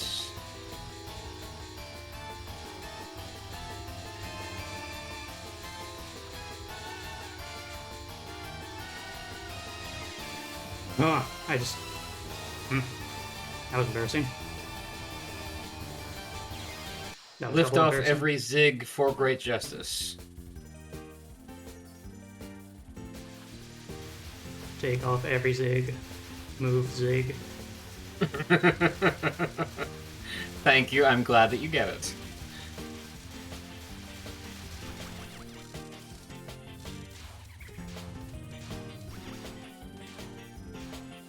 Translations are made by people. I guess.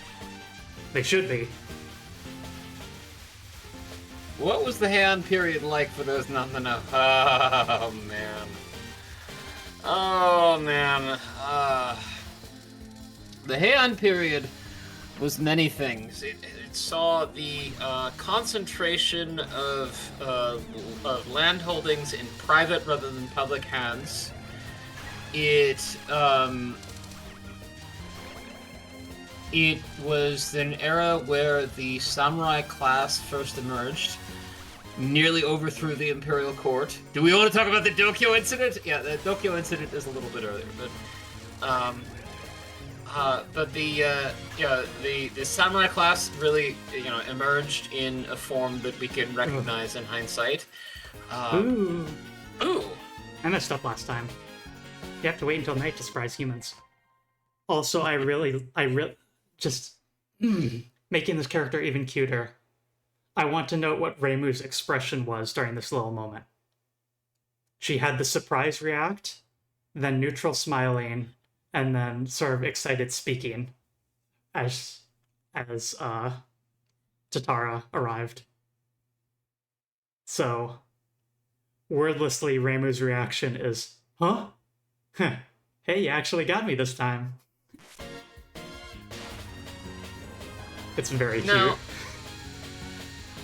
The Heian era also saw the flowering of Japanese poetry, the early flowering of Japanese poetry and literature. The first novel in the world was written during the Heian era by a court lady named Murasaki Shikibu. The Pillow Book by Sei Shonagon, her rival, was also a product of that time. Personally, I'm a fan of the Pillow Book more than I'm a fan of the Tale of Genji. The Pillow Book is great because, you read it, when you first encounter it, maybe you're not really up on the queer angle, but, like I read it in high school way before I was out, and then when I read it again recently, it occurred to me, wait a minute, this is hella sapphic. This woman is, like, desperate to be noticed by the Empress. And it's like, yeah, no, this is Sei Shonagon saying, "Notice me, senpai." Oh god. You have to use that wording.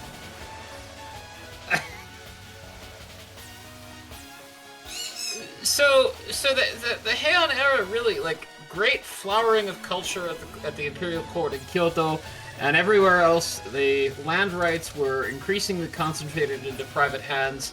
These private hands started hiring provincial warriors to guard those land holdings.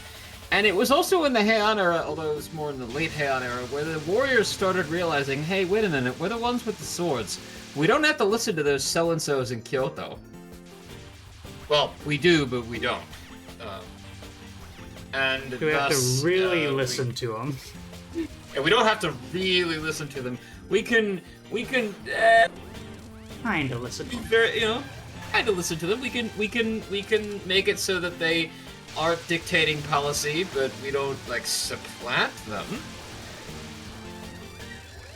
Heian is one of the periods that I think is very interesting, but it's also a period that is a little bit difficult because, well, it was 1,000 years ago. Like the documentary record is not as numerous as it is for what I specialized in, which was 800 years later in the Edo period. But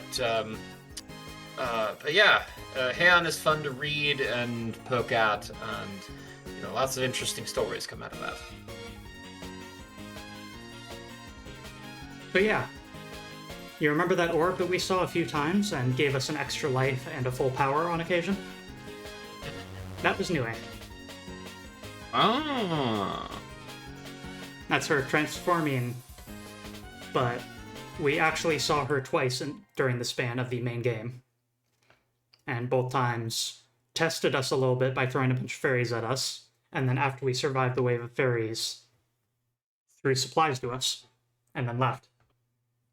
Because, as a yokai, also was interested in reviving and rescuing Byakuren.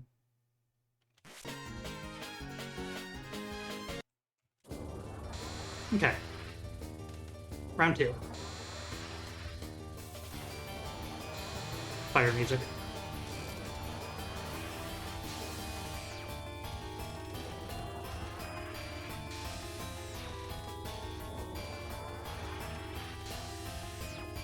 On dark clouds.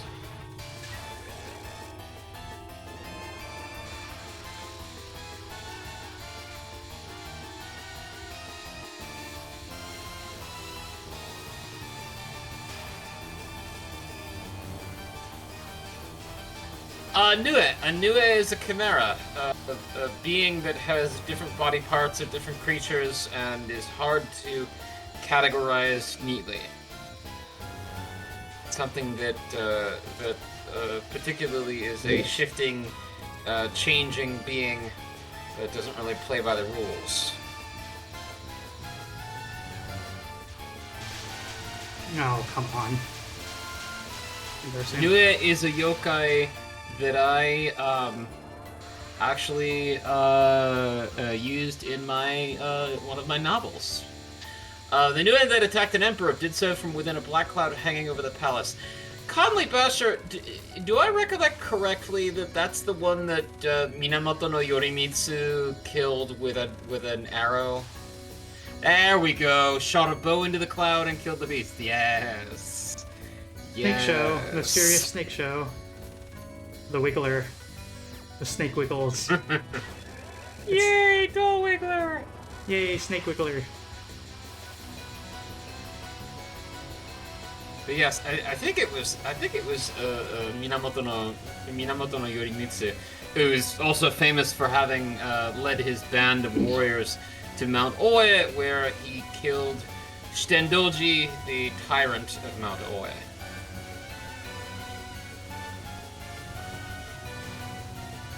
There we go. That was much cleaner. Still got 3 lives. Good stuff. Not Yorimitsu, Yorimasa.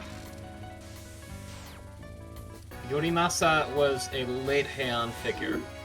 He was actually one of the first Genji warriors leaders who rose up against the Heike rule just before the real kickoff of the Genpei Wars.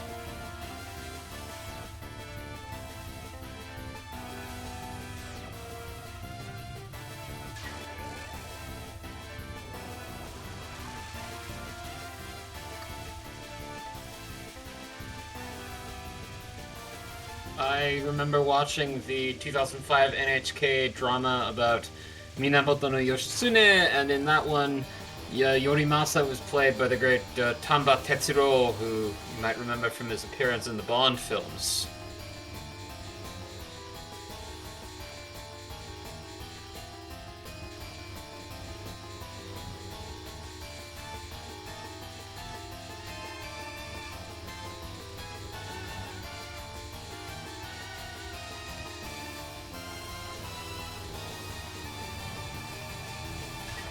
Oh, nice. Actually got that one.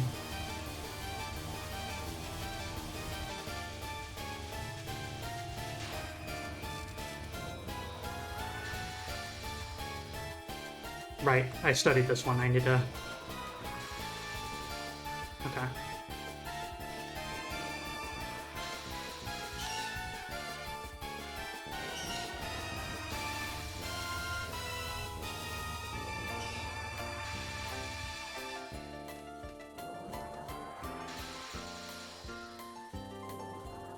Come on up.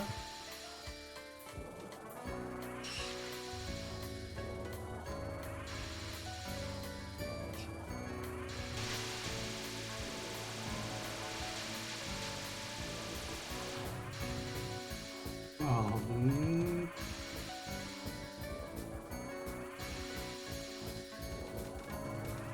whoa, mama. How did I survive that?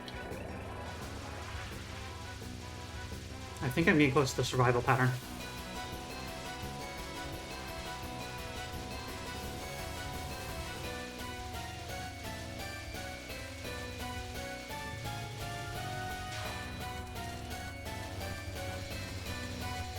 Rainbow UFO Invasion of Terra.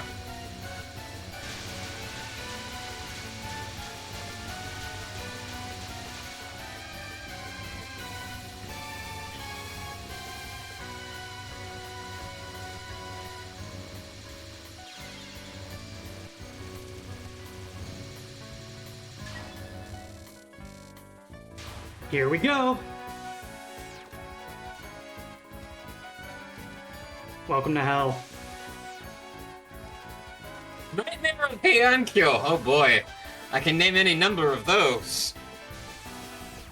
Heiankyo is the name of what we would today call Kyoto.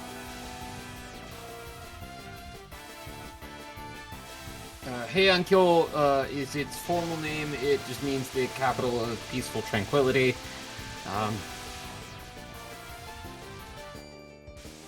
But yes, in the Heian period, it was called Heiankyo. Thus the name of the era.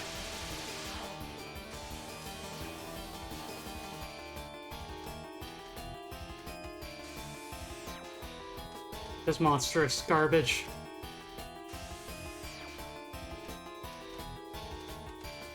And there were many nightmares of Heiankyo, like disease, like banditry, like factions within the court surrounding the Fujiwara clan.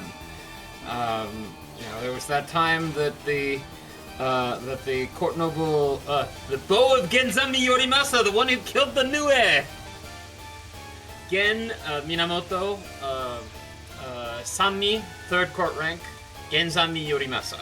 Yorimasa, Lord Minamoto of the third court rank. Famous archer in his time.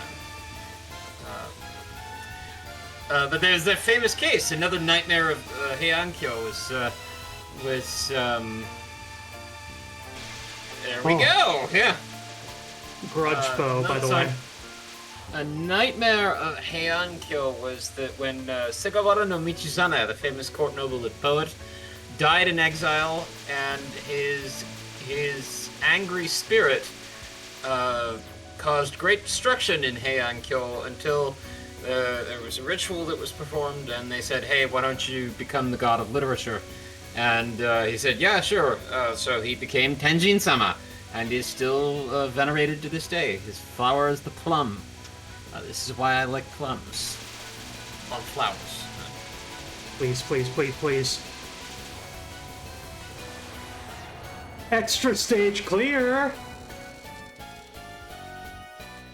I I can't believe I've been beaten by such a girly, even if I was been asleep for so long. I guess anyone who doesn't want to show their true form isn't all that, even if they're a legendary yokai. Were you hiding out because you're so weak? The only reason I've been hiding for so long is because I was shut away underground. A long time ago, I was beaten by a cruel human. He did something bad, right? I just made them afraid.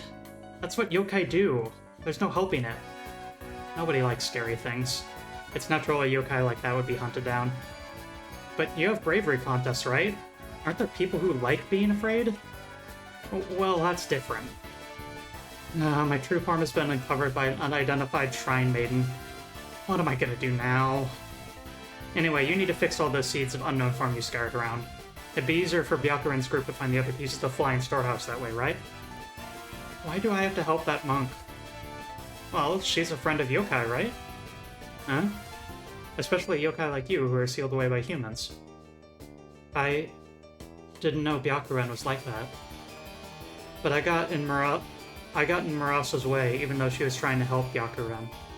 I'm the one that scarred the flying storehouse everywhere. I can't show myself in front of them anymore. Well, do whatever you want. I won't seal you away for now, but... at least just for now, okay? After all, I'm no friend of yours. I'll just have fun scaring some humans. Okay, I feel redeemed. My friends, I've never done that. That is my first ever clear of 10 Desires Extra Stage. Ooh. Did you mean unidentified fantastic object? Yes. Yes. That is my first clear of UFO Extra Stage. Vitality Hub just cheered 500 bits. Well done. Well done. So, we'll poke at lunatic mode and look at the different weapons now. The alternate is for Reimu Hakurei is a homing shot. And in addition, the bombs are unique. Go ahead. 10 desires, a whole lot more unpacking. You could say that indeed. 10 Desires is the name of the next game. I might have accidentally said that instead of UFO. The next game that we'll be... the next game in the series, and the next one we will be showing here. Next mainline game. You get it. Will there be UFO in that one? Kipper's Column 3 wants to know. No. This gimmick exists only for this game, and no others. Instead, they have a Border of Death mechanic, or a Spirit World transference mechanic. Yes, the ADHD Prince is going to feature in the next one. I'm glad you liked that, by the way. Oh, hey, Nazarene with a new spell card. Rod sign, busy Rod. She's searching for me. If you know, you know. Yep.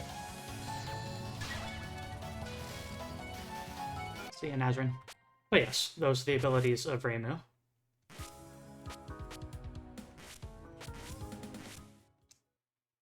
So, forward focus, upgrade power for this pattern simply adds more lasers next to the first one, and focusing will bring them a little bit closer together. But Marisa's most iconic ability is Master Spark, and allow me to show you what that looks like. Holy crap. She has, what is it? The Mini Hakuro, which is a little object that she has that she simply points forward and lets out that magic beam.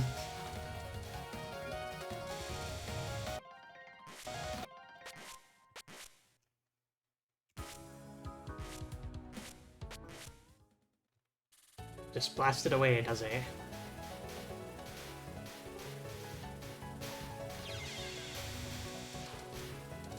And then this one is little sideways shooting ones, and at maximum level it also shoots backwards. And then as per usual, if you focus, it will bring it close. And if people have more questions that they would like to ask Nyri, feel free to continue. I'm just showing off each of the weapons for the sake of completionism. Wow. Flashy disco lasers.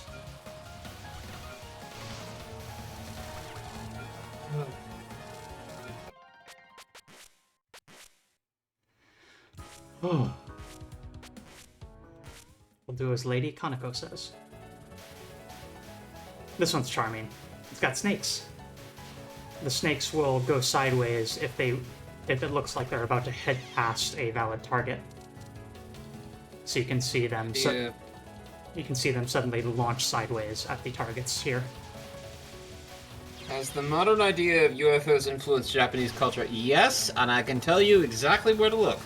The anime Dandadan, I think, is proof plenty that the idea of UFOs have, in fact, influenced Japanese culture. But there are examples of classical Japanese literature where things like that we would now call a UFO exist. So one thinks, for instance, of the Tale of the Bamboo Cutter.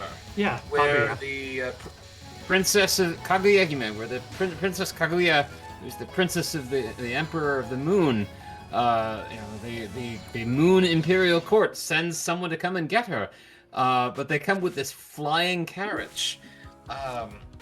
In the Touhou Mountains, also, there's a local form of Yuki Onna, so the Snow Lady, where you have the Yuki Onna who lives in caves in Dewa Province in Yamagata Prefecture, and is said to come from the moon. And on full moon nights, she wanders the mountains, looking longingly upward. Tohoku Jesus is another example of a being that is tied up with UFOs, because there's this belief that among some that Jesus came and settled in Japan, lived to be 100 and had a dozen children and farmed for garlic. But the problem with that is that that's a creation of a weirdly pro-emperor sect of Shinto that believed that the ancestors of the Japanese... I love you too, dear. The ancestors of the Japanese emperor billions of years ago flew around the world in their pyramid-shaped palace spaceships.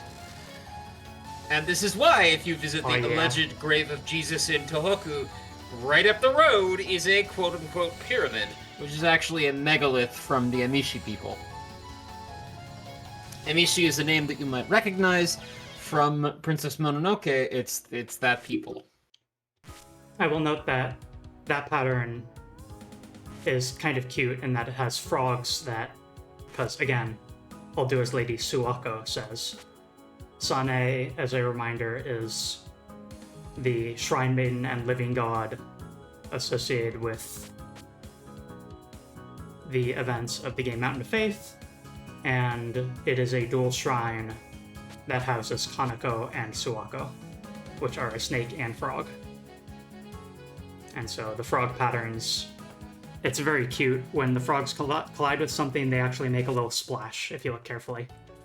And the splash will linger for a bit and cause damage. Very charming. Yeah, the whole Tohoku Jesus thing. I would like to write about this at length at some point. I'm probably going to make it into a special episode of my podcast. I feel like a lot of people address the topic and never quite manage to get to the bottom of it because they're not a specialist in the local history like I am. And really, it's like so many different layers of messed up. I've described it as a 12-layer sacrilege lasagna.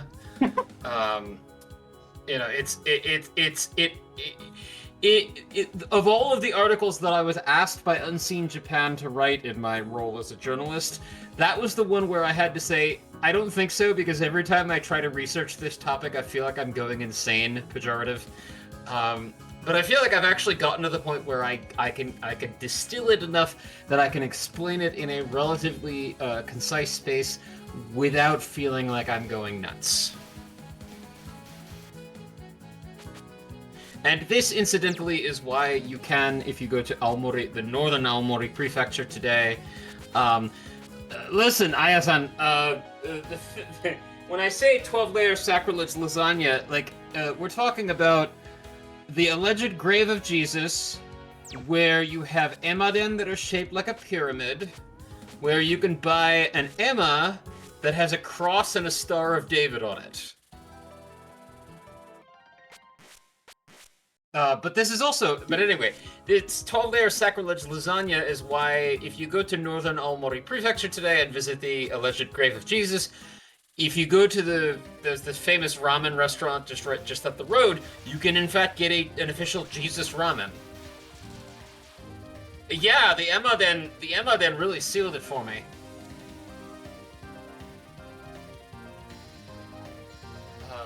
And when I say that the sect that even invented all of this was weirdly pro-emperor UFO cult, this is an organization that sadly still exists today, and the fascist government of Japan, like in the 1930s, told them, hey, maybe chill? And then the occupation happened, and the military government imposed by the United States said, hey, maybe chill? This is what easy mode looks like, by the way.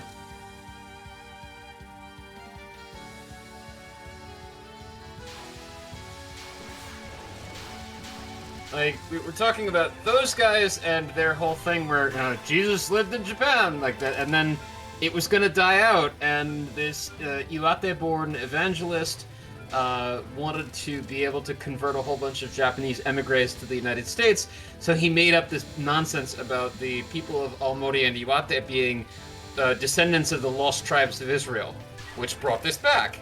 And then there was understandable interest in wanting tourism income, so the local people tried to make this come back, and the plot of the Genesis Evangelion. Oh God.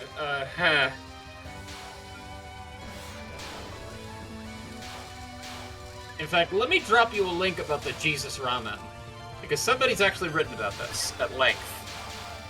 They don't quite get to the bottom of the.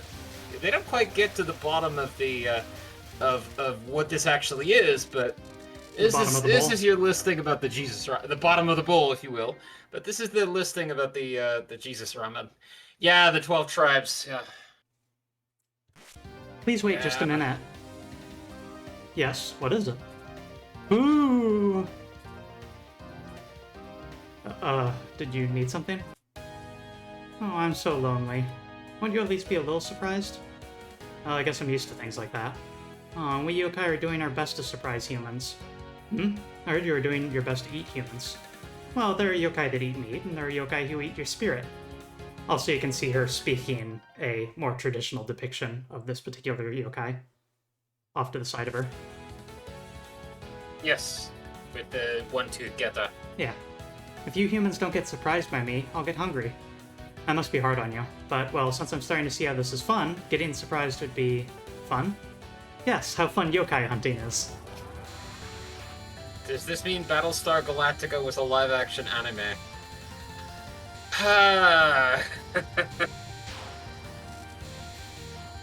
Is this where our questions are getting to at this point?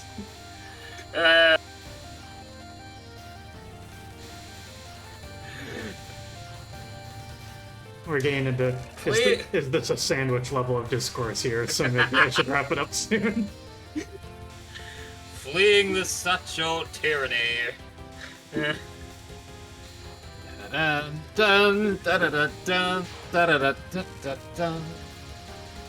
yeah, I just want to show the ending dialogue because... Rainy Night's Ghost Story. Because good lord, Sanae.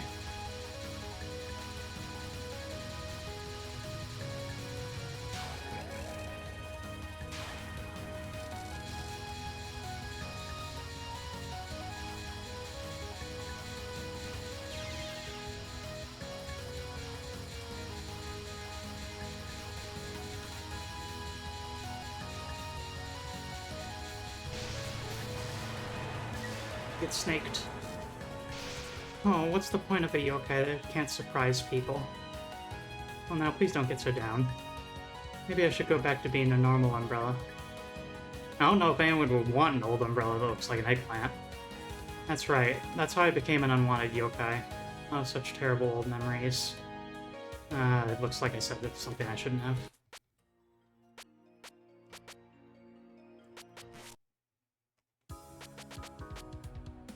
That one she has a little bit of remorse, but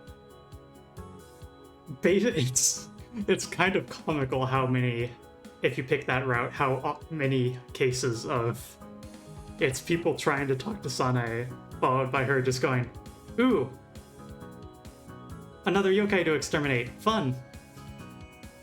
Hey, could you? I see that you're picking up the treasures. Can I? Time to kill you now." The Jesus ramen, yeah, interesting and wholesome. Okay. So, any, I guess, closing thoughts do you have, Nyri? For No, this has been quite enjoyable as usual. The fact that we've gone into Buddhism for a change is a delight. I wasn't expecting to see Bishamonten-sama in this of all places, but it's nice to see them again. Bishamonten, actually, I guess I should say this. Bishamonten is a deity who, when people hear that I venerate the Japanese goddess of battle, usually they think of Hachima no Okami, but sometimes they say, well, you mean Bishamonten? And it's like, same purview, different deity.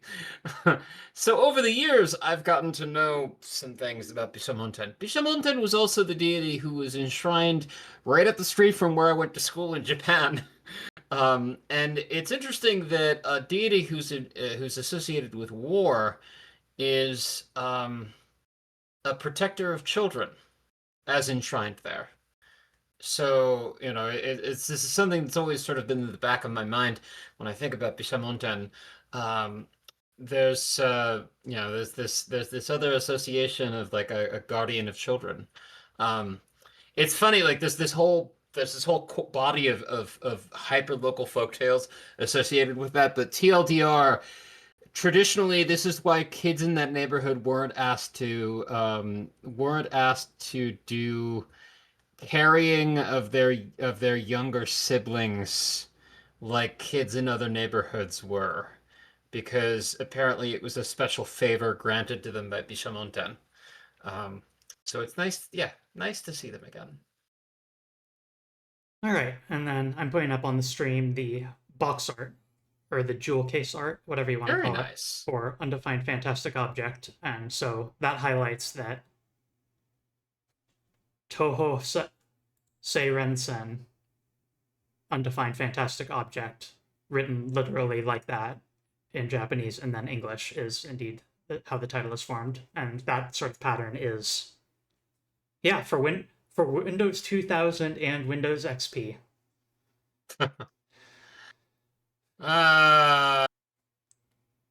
Feeling every bit of my age.